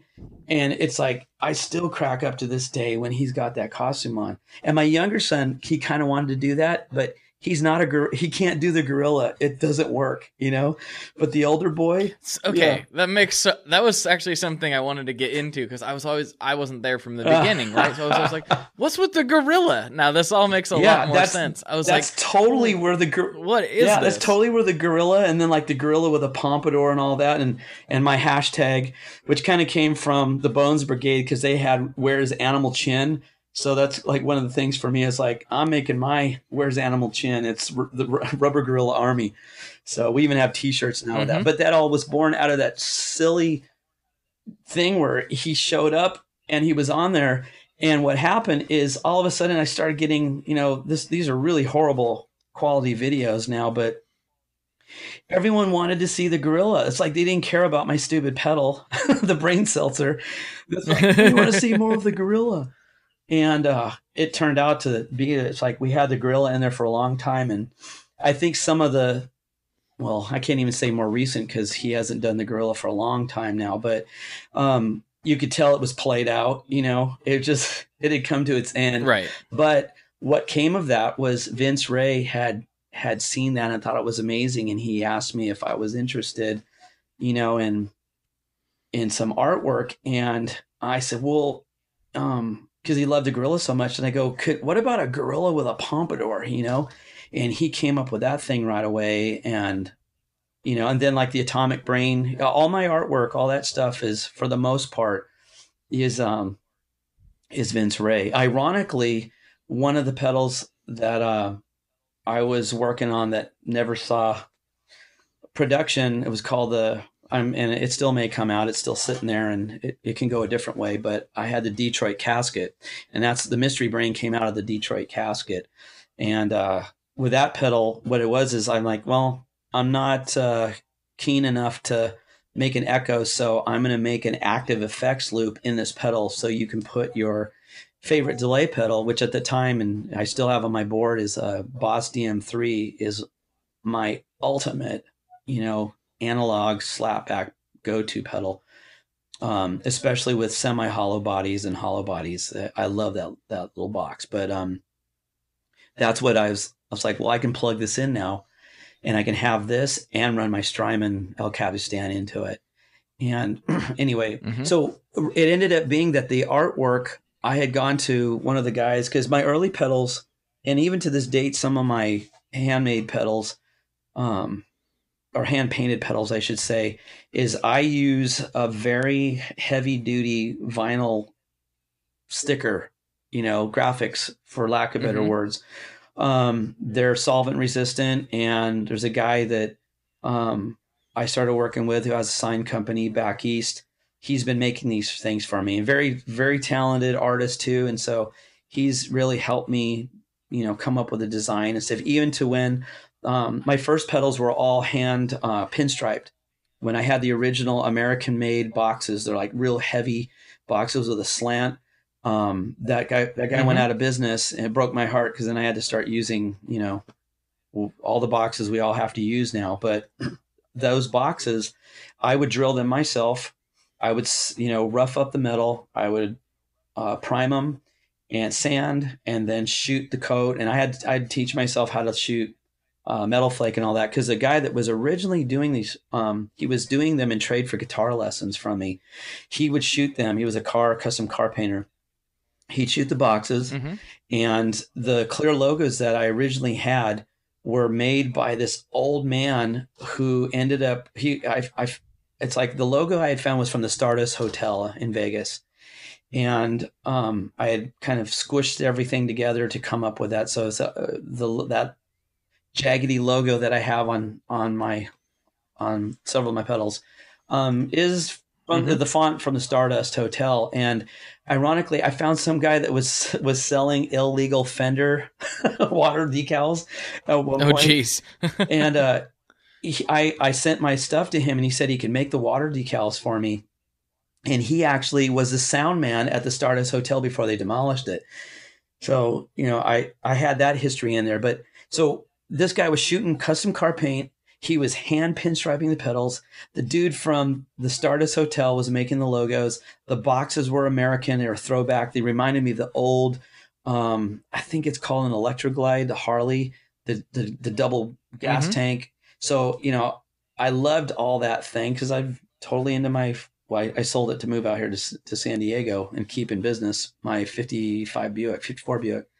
That stuff was all a big thing as it started moving along. And I think that's why, like, once Vince Ray grabbed a hold of it, then more rockabilly guys, because Vince Ray is not rockabilly, is psychobilly. It's definitely more punk rock and Cramps with the upright bass and all that stuff. And anyway, you probably got to sign off now. I've taken you left, right, and sideways, but I'm like, I keep wanting to, what about, oh, wait, he's saying something else I'm interested in. What about, oh, never mind, let him keep going. Actually to finish that giant jog around the block was that I had to actually start working with other guys that don't care. Not only do they don't care about rockabilly, there's just nothing on the radar about vintage music and roots rock music, and it's been exciting.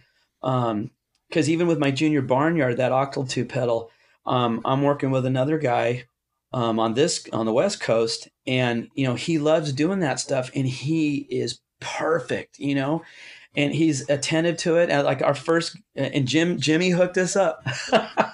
But my first meeting with him, it's like, here's this dude with long hair, and he's vaping, and he's got all these like full stack Marshalls, and I'm in there like with my Gretsch and my Blonde. I'm like, this is what I'm trying to do. And he's just like trying, like, what? Who are you, you old freak? He didn't. He never say that. But we're from different worlds. But we both love pedals, and he is a meticulous builder.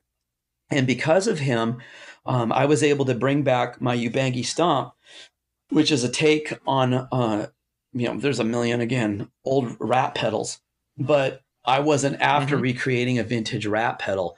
I was interested in taking that vintage Rat pedal that I had, the old white label, and the low gain qualities of it. You tweak that, and it becomes a really wonderful, dirty, clean drive. It's colored, but your guitar is, unaffected. And again, a live stage guy, I'm playing, and I've got some of these worship songs that I want them to build and rock more, but I don't want to freak out the old people that don't like that stuff, So I made this Ubangi Stomp. I mean, it came to life from a different venue, but its application for me live was that it's like, here comes this rise, a little bit of dirt, but the clean is still there, and I can start building into it and then add modulation. And, before these people know it, they have this cacophony of guitar 3-dimension covering them, So, but, that pedal, I was building them, the first, 500 of them are on a stinking tag board, and a Rat circuit on a tag board is hell. It's hell if you have to, to debug those things. And, and then my son, he's just like, we were building these Brain preamps, and they're not that hard. And it's like, this thing is ridiculous, and you're getting mad at me when they don't work. And so I raised the price up on them just because I didn't want to do them anymore. And people kept buying them. And I just like, all right, I don't care. We're going to stop it. But again, because I started working with this younger guy who, he knows circuit design, and his boards are beautiful. He was able to take my silly tag board builds, with flying leads. And I was very meticulous about the builds and stuff. Some guys may say, oh, they look like rat's nests, but they're my rat's nests. And they were built with love and tears. And tears. A lot of beer. Well, the Ubangi, well, of course. But to ease the frustration. Yeah, the Ubangi was a frustration, but when I went to this guy and I shared it, was like, oh yeah, man, no problem. I see what you're doing, and I went to him and I go, yeah, I don't, we talked about Brian Setzer. Well, when he was in the Stray Cats, back the early 1981, they were very punk rock in their sound, and he was using a Bassman head into a Vox AC30 cab, and he was using an old deluxe Memory Man. Actually, it was a stereo Memory Man, and it was clipping on him because those Filtertrons clipped the hell out of those early deluxe Memory Man pedals. But that ugly punk rock grind that he had. It's still all twangy and all rockabilly and it's all fully Brian Setzer Stray Cats. But it's like that. It's like I found my rat pedal. I could do the same thing when I tweaked it. I could get that same sound. So that's what came out of it. But when I finally made it, it wasn't so that I could go and now sound like Brian Setzer's song with the Stray Cats back then, "You Banky Stomp." I've never performed that song. I played at a veterans hall, and we ended up doing that song once. But again, it's like my application was for the genre of music that I play live, which is basically pop music. And so I just figured there's going to be more guys that want this, and yeah, you know what I didn't tell you is when I was talking about the stupid Detroit casket is the guy that was making me the decals. I thought he designed it for me because I told him what I wanted out of it. And what he did is he used some art that he had paid for. And it turns out that it was Ryan Burke who had done the graphic art for that thing. And so I think, really? Yeah. And I think Ryan Burke also, I could be wrong. Oh, I'm sorry. I shouldn't have said his name. Brian Burke. Yes. Yeah, right. Right. So Ryan, the Ubangi. I think the Ubangi is his artwork too. The only thing I added is I put like the eyebrow of the shrunken head Tiki has got 3 piercings on his eyebrow. But of course it is. because I do love Tiki. Tiki does not love me. So, but that's Tiki does not love you. Doesn't love you back. Not last night. Yeah, I forgot I heard that story. From maybe it was from Ryan. I can't remember, but like he's like, yeah, some guy bought it. I don't know how that guy got Ryan's art, but somehow he got. That's just a weird coincidence. That's crazy. Yeah, this is nuts. And then I saw Dinosaur Ghost, and I was like, oh man, I love this guy's stuff. So, but anyway, nice. That's just all these things swimming around, and I'm still. You got so many things on your mind, don't you? I did not realize how long we had been going until you said, yeah, we probably need to stop. And I looked over and I was like, oh, it's been like an hour and a half. Yeah, my wife peeked in. She's like, you want more tea? She was like rolling her eyes like, please let that guy go. No, that's totally cool. That's what it's all about. Well, I mean, we went this far. I think I might as well push it to the 2-hour marker if you got the time, because I got questions. I'm fine. I still have tea. All right, good. I got a random question. So we talked a lot about some, the Space Echo and some various, old style outboard gear. I come across some things in the last couple of years at my local store that I absolutely love them. You've probably seen them before, but I don't hear anybody really talking about them, and they kind of have a unique sound to them. And one of them is cassette-based Univox EC80. Yep, I've had one. Tape delay. I am in love with it. I don't play it very often because I know they can be finicky and I don't want it to break. Yours is the blah blah blah. So I just play it once. You're talking about the one with the little dictaphone cartridges in the back. That's correct. Yeah. Yes. Because I ended up. I love how that thing sounds. Oh no! I'm I had interrupted you, so I was letting you finish. Sorry. No, I love the way it's a unique tape delay to me. Like it doesn't do what the Space Echo or the Echoplex. It doesn't do that at all. It's really dirty and messed up. Supposedly Eddie Van Halen was using one of those so for a good bit too. That's what I hear. I hear that was supposedly on the solo for Eruption is the rumor. Yeah, you never know because that guy won't say. But I've been in love with that thing. I think he's still alive, and I don't know what it is. He's still alive, right? No, he's dead. Yeah, I thought he died, and they resurrected him. No, he didn't die. He came back, and he looked like he joined a CrossFit gym or something. Like he looks 90, but he's ripped, kind of like Iggy Pop. Iggy Pop, I don't know what's going on with him. He's ripped, but he's not at the same time. It's really weird. But then the other one, I don't know if you've played. I'm just bouncing old units I've acquired lately off of you.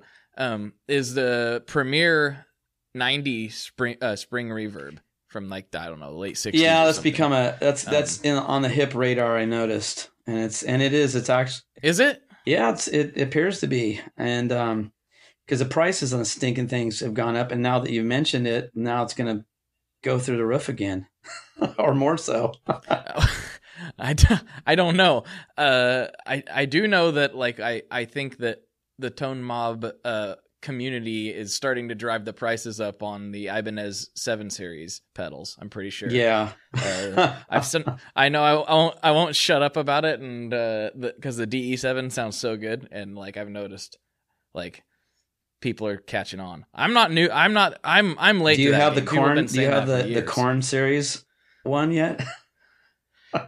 I don't, but my buddy Jess just got the 7th heaven. Yeah. It's for like supposed to be for 7-string guitars. I want to catch them all. He's way ahead of me, but I want to catch all the 7 series. But yeah, well, but that Premier reverb specifically, it's the preamp in that is so good.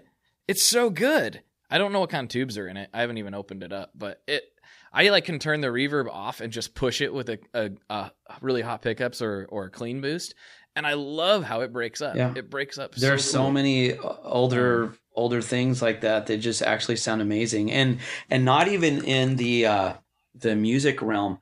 When I was really young and I was tired of having to play through my dad's Magnatone, we had this stereo that he told me it was a brand new Pioneer stereo that we had purchased, and he's just like, I don't want you messing with this. I don't want to hear the Stray Cats being played through there. I don't want to hear, Black Sabbath, nothing. Don't be touching this thing. But when he was gone, I figured out a way how to plug in my guitar in through the cassette preamp. And, of course, and play through the speakers.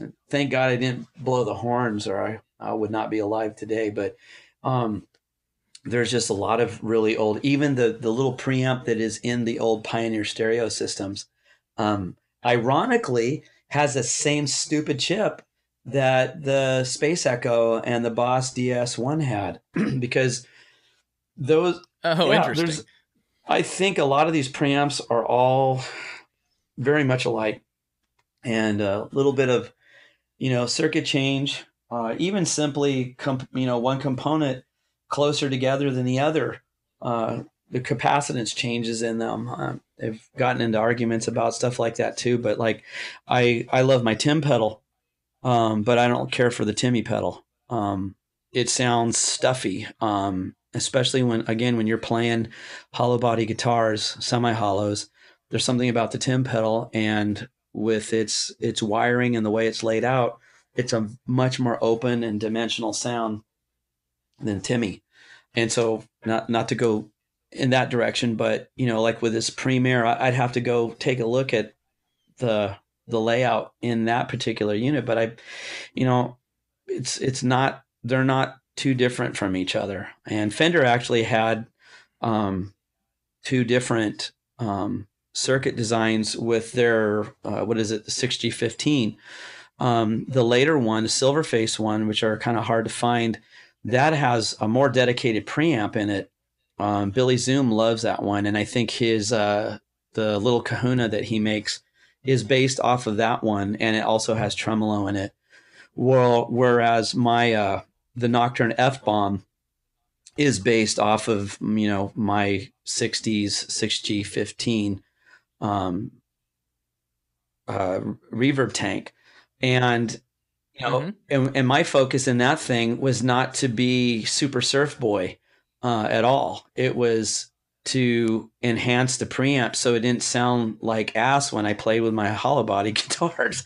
So it's like I obviously didn't rebuild a wheel in that thing, and they're very expensive to make if you're going to do it right. And obviously, there is an element of cork sniffery in that thing that you probably don't have to have, but the goal was I want my guitar, I want that big warm sound that I get out of this thing when I play through it, but I want my guitar to be cleaner through it. I want it to, and then like you said, with it when it would break up with a Premiere again, I have to look at the layout of it, but one of the things I love that I guess isn't surfy about that Fender tank is when it starts clipping, when you start pushing it.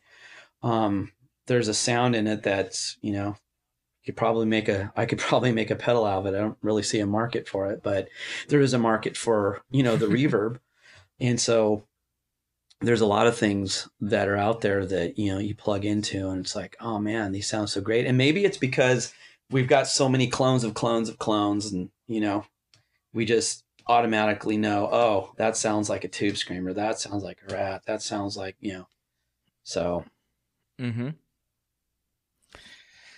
Oh, yes. So much glorious old stuff that flies under the radar that I don't even know about. So I'm looking forward to kind of digging through some more of that stuff because, like, I've been so impressed with these two, and they weren't that expensive. When it comes to old gear, like, I have a question for you. This is a really weird question, but yeah, there's this weird thing in the Vega DNA. My dad at Christmas time, he'd get his present, and right after he would unwrap it, he would always smell it. And we're just like, always used to make fun of him, what are you smelling it for? But I found out as I got older, it's like the fragrance of everything is like so important. And I have to like catalog it in my mind. And it skipped my oldest son. He thinks that's totally weird. But my youngest son, without even realizing dad was doing this, was already doing, like, you get a pair of shoes and you have to immediately smell the leather, get a new guitar strap. Anyway, my point is my earliest memories about guitar gear was the weird smell. You'd go into all these old music stores. It was this old weird smell, but it's glorious.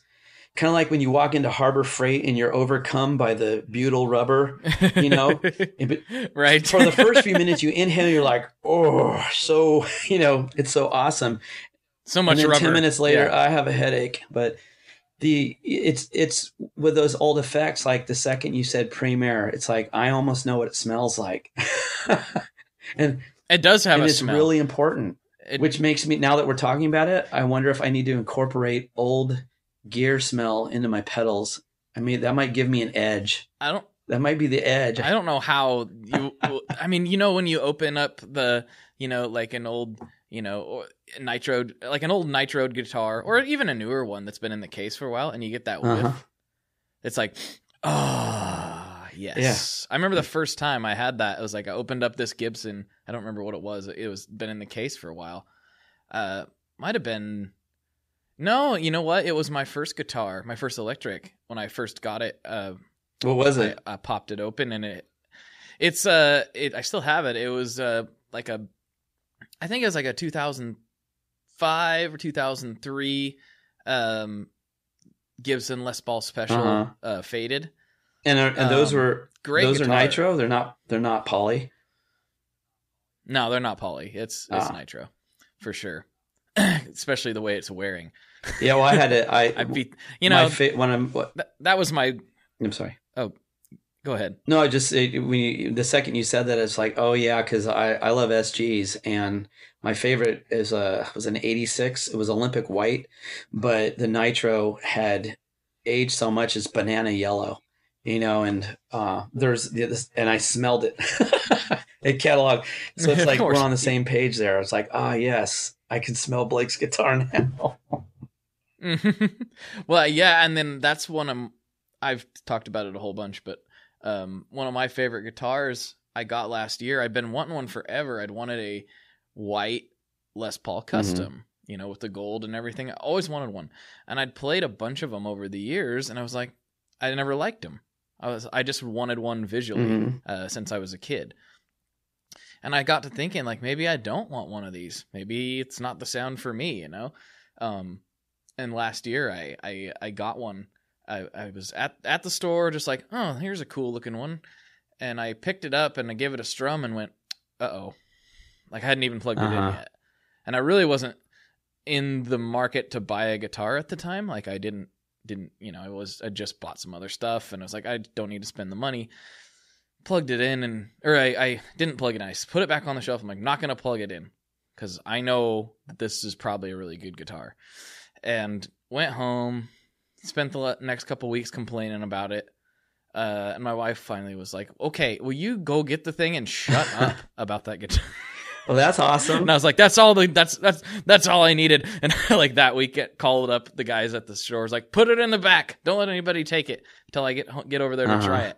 And I went and plugged it in, and yeah, it's been one of my favorite guitars. I'm so glad I found it. But it's faded to almost that banana yellow. Oh, yeah. Saying. It's that. Not quite that, but and that's awesome. It's like an antique, very antique white. Yeah, and it will continue. To get, well, if you're not careful, it could be full banana yellow. If it's an 81 custom, it'll go, because it's weird. Like with Gretsch has got a whole weird history, but you got these guys fighting over. It's like, well, my Gretsch Nashville's nitro, and it's just like your poly finished nitro your poly finished Gretsch isn't as good as this nitro finish. And really, because Japan Terada is the one who builds all the Gretches, has been building them since the 90s. They shoot a thin poly sealer coat, and then they shoot nitro on those particular models. And again, here we are with the Brian Setzer thing. Mm-hmm. But there's the SSLVO, which is the Gretsch Nashville. If you want to pay the money, you can get the nitro finish, but it's still got poly underneath it. So it's never really going to age and amber the way instruments are that, like I've got, this is a name you probably don't even know of, or maybe you've heard of because of Jimmy, again, because he's got one of my TK Smith guitars that I know TK Smith. Yeah. Oh, yeah. So, it's like I've got my heroes are like Jesus Christ, Brian Setzer, and TK Smith kind of sits up there too, because he's a man's man. When I first found he had rebuilt his Buick, he had remodded his house, built all the furniture and all that stuff. The guitars were just kind of a side thing, but he the guitars that he makes now, mortals can't afford to buy or wouldn't want to wait 4 or 5 years to have them built. But for those who can, they're getting a guitar that has been finely hand sanded and sealed in shellac and then nitroed. It's and guitars like that, I believe they will resonate better, they will look better, and they will smell better. Most importantly, they will smell even though better, ironically, I can't stand a nitro neck on a guitar at all. I want a polyurethane neck, and I slightly sand mine with triple odd. I'm not a sweaty handed guy, but it's like I need a poly neck. So I know at some point, like one of these guitars I'm building, putting together. I don't actually build, but construct.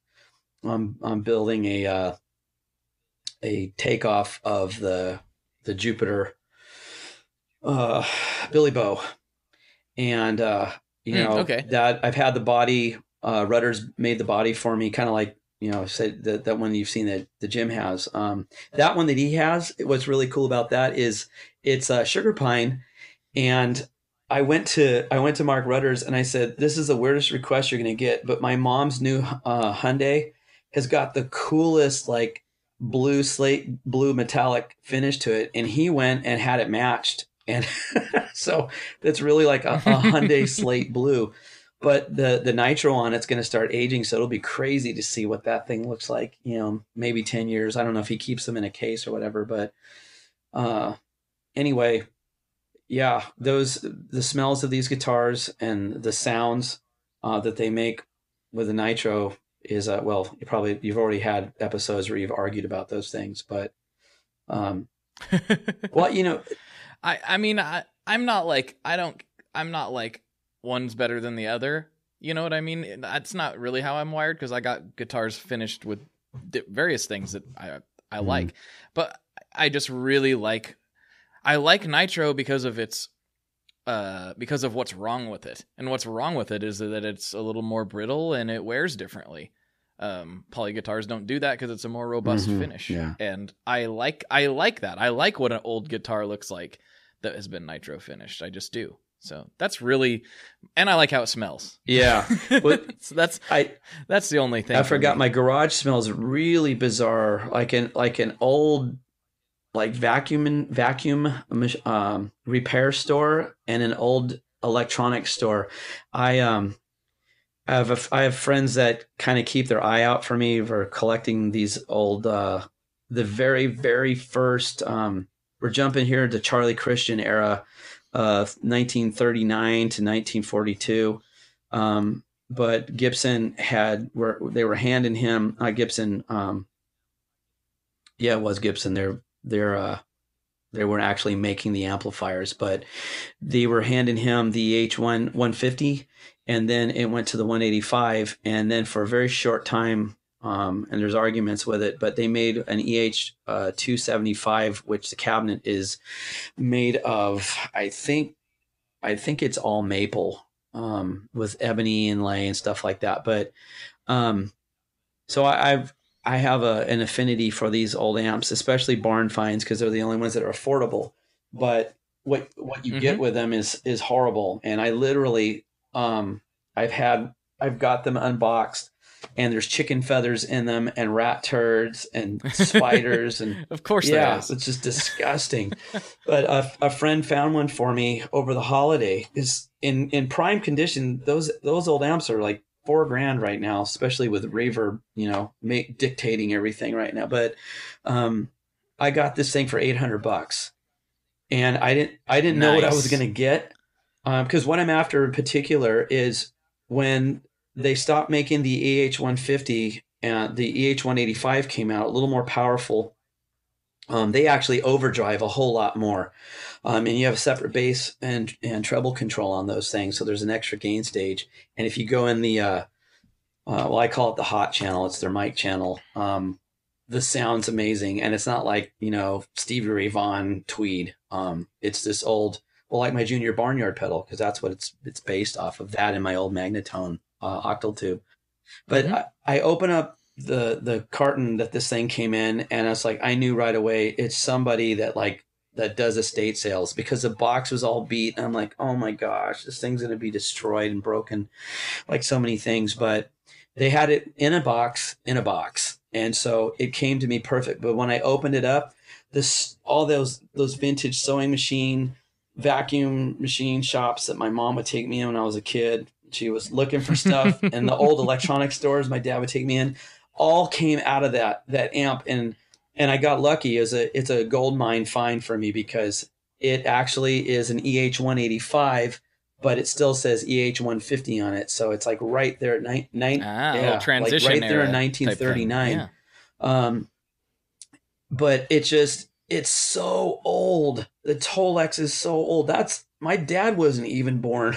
My dad was born in 42, but it's like, I'm glad my dad doesn't smell like that now. But you walk into my garage shop, and it smells like an old electronics store just from that amplifier. And it's been sitting out there for 2 weeks. That. I like that smell. Yeah. It's a good smell. I like it. No, all right, Tavo. We've officially crested the 2 hour. Oh my mark. gosh. This might be a record. It might be it was fun talking to you and getting to know you more. It was. I've got one question for you though before we get to this is the most important question. This is going to be bad. That gets asked on this. Yeah, it's a big deal. So I want you to be prepared. All right. So Tavo, what kind of pizza do you like? What kind of pizza do I like? Yeah.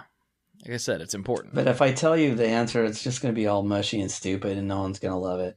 Because it's my wife's pizza. It doesn't matter. It's my wife's pizza. Well, we need That's fine. It's so strange, but it's like, of all the places that, we can go and get pizza, it's like she goes and gets the Trader Joe, dough, and she makes these barbecue chicken pizzas, and she sneaks in all these vegetables that we don't want. Like, who wants broccoli on their pizza? And we're What? Yes, Broccoli? dude. Broccoli and sauteed organic mushrooms, the whole bit.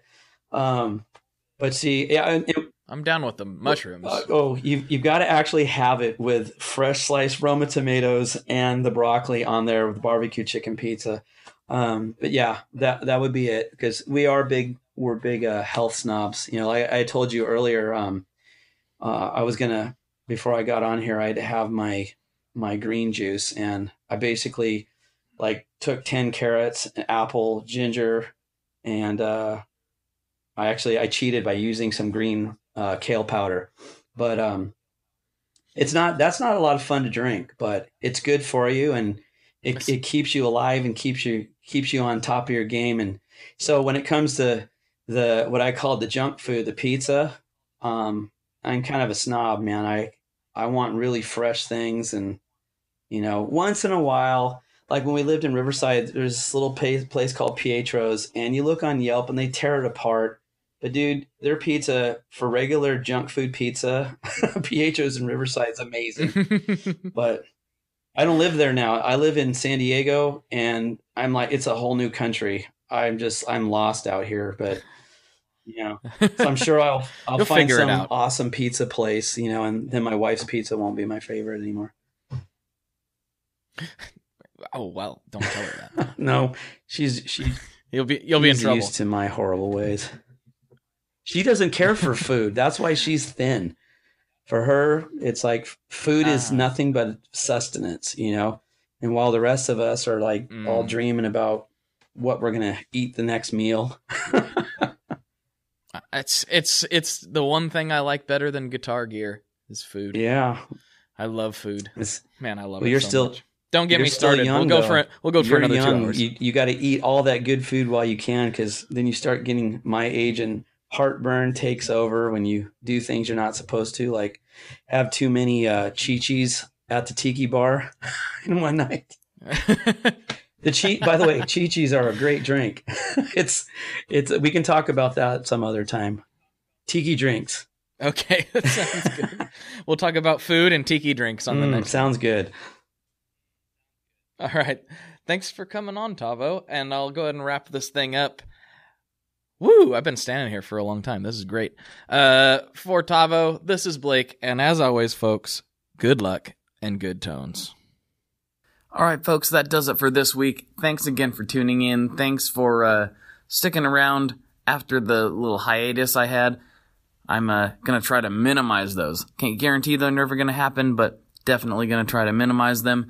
And as you may or may not have heard, there was a big announcement in the last episode kind of regarding the state of Tone Mob, the state of everything that we got cooking over here. Just a big update where I basically am going to be working full-time in the gear industry and should have a lot more opportunity to bring you more and more content, more and more podcasts, more and more just all this good gear stuff. So, if you want a little more detail, go ahead and hit up the end of the last episode, and I do a little bit of a ramble there.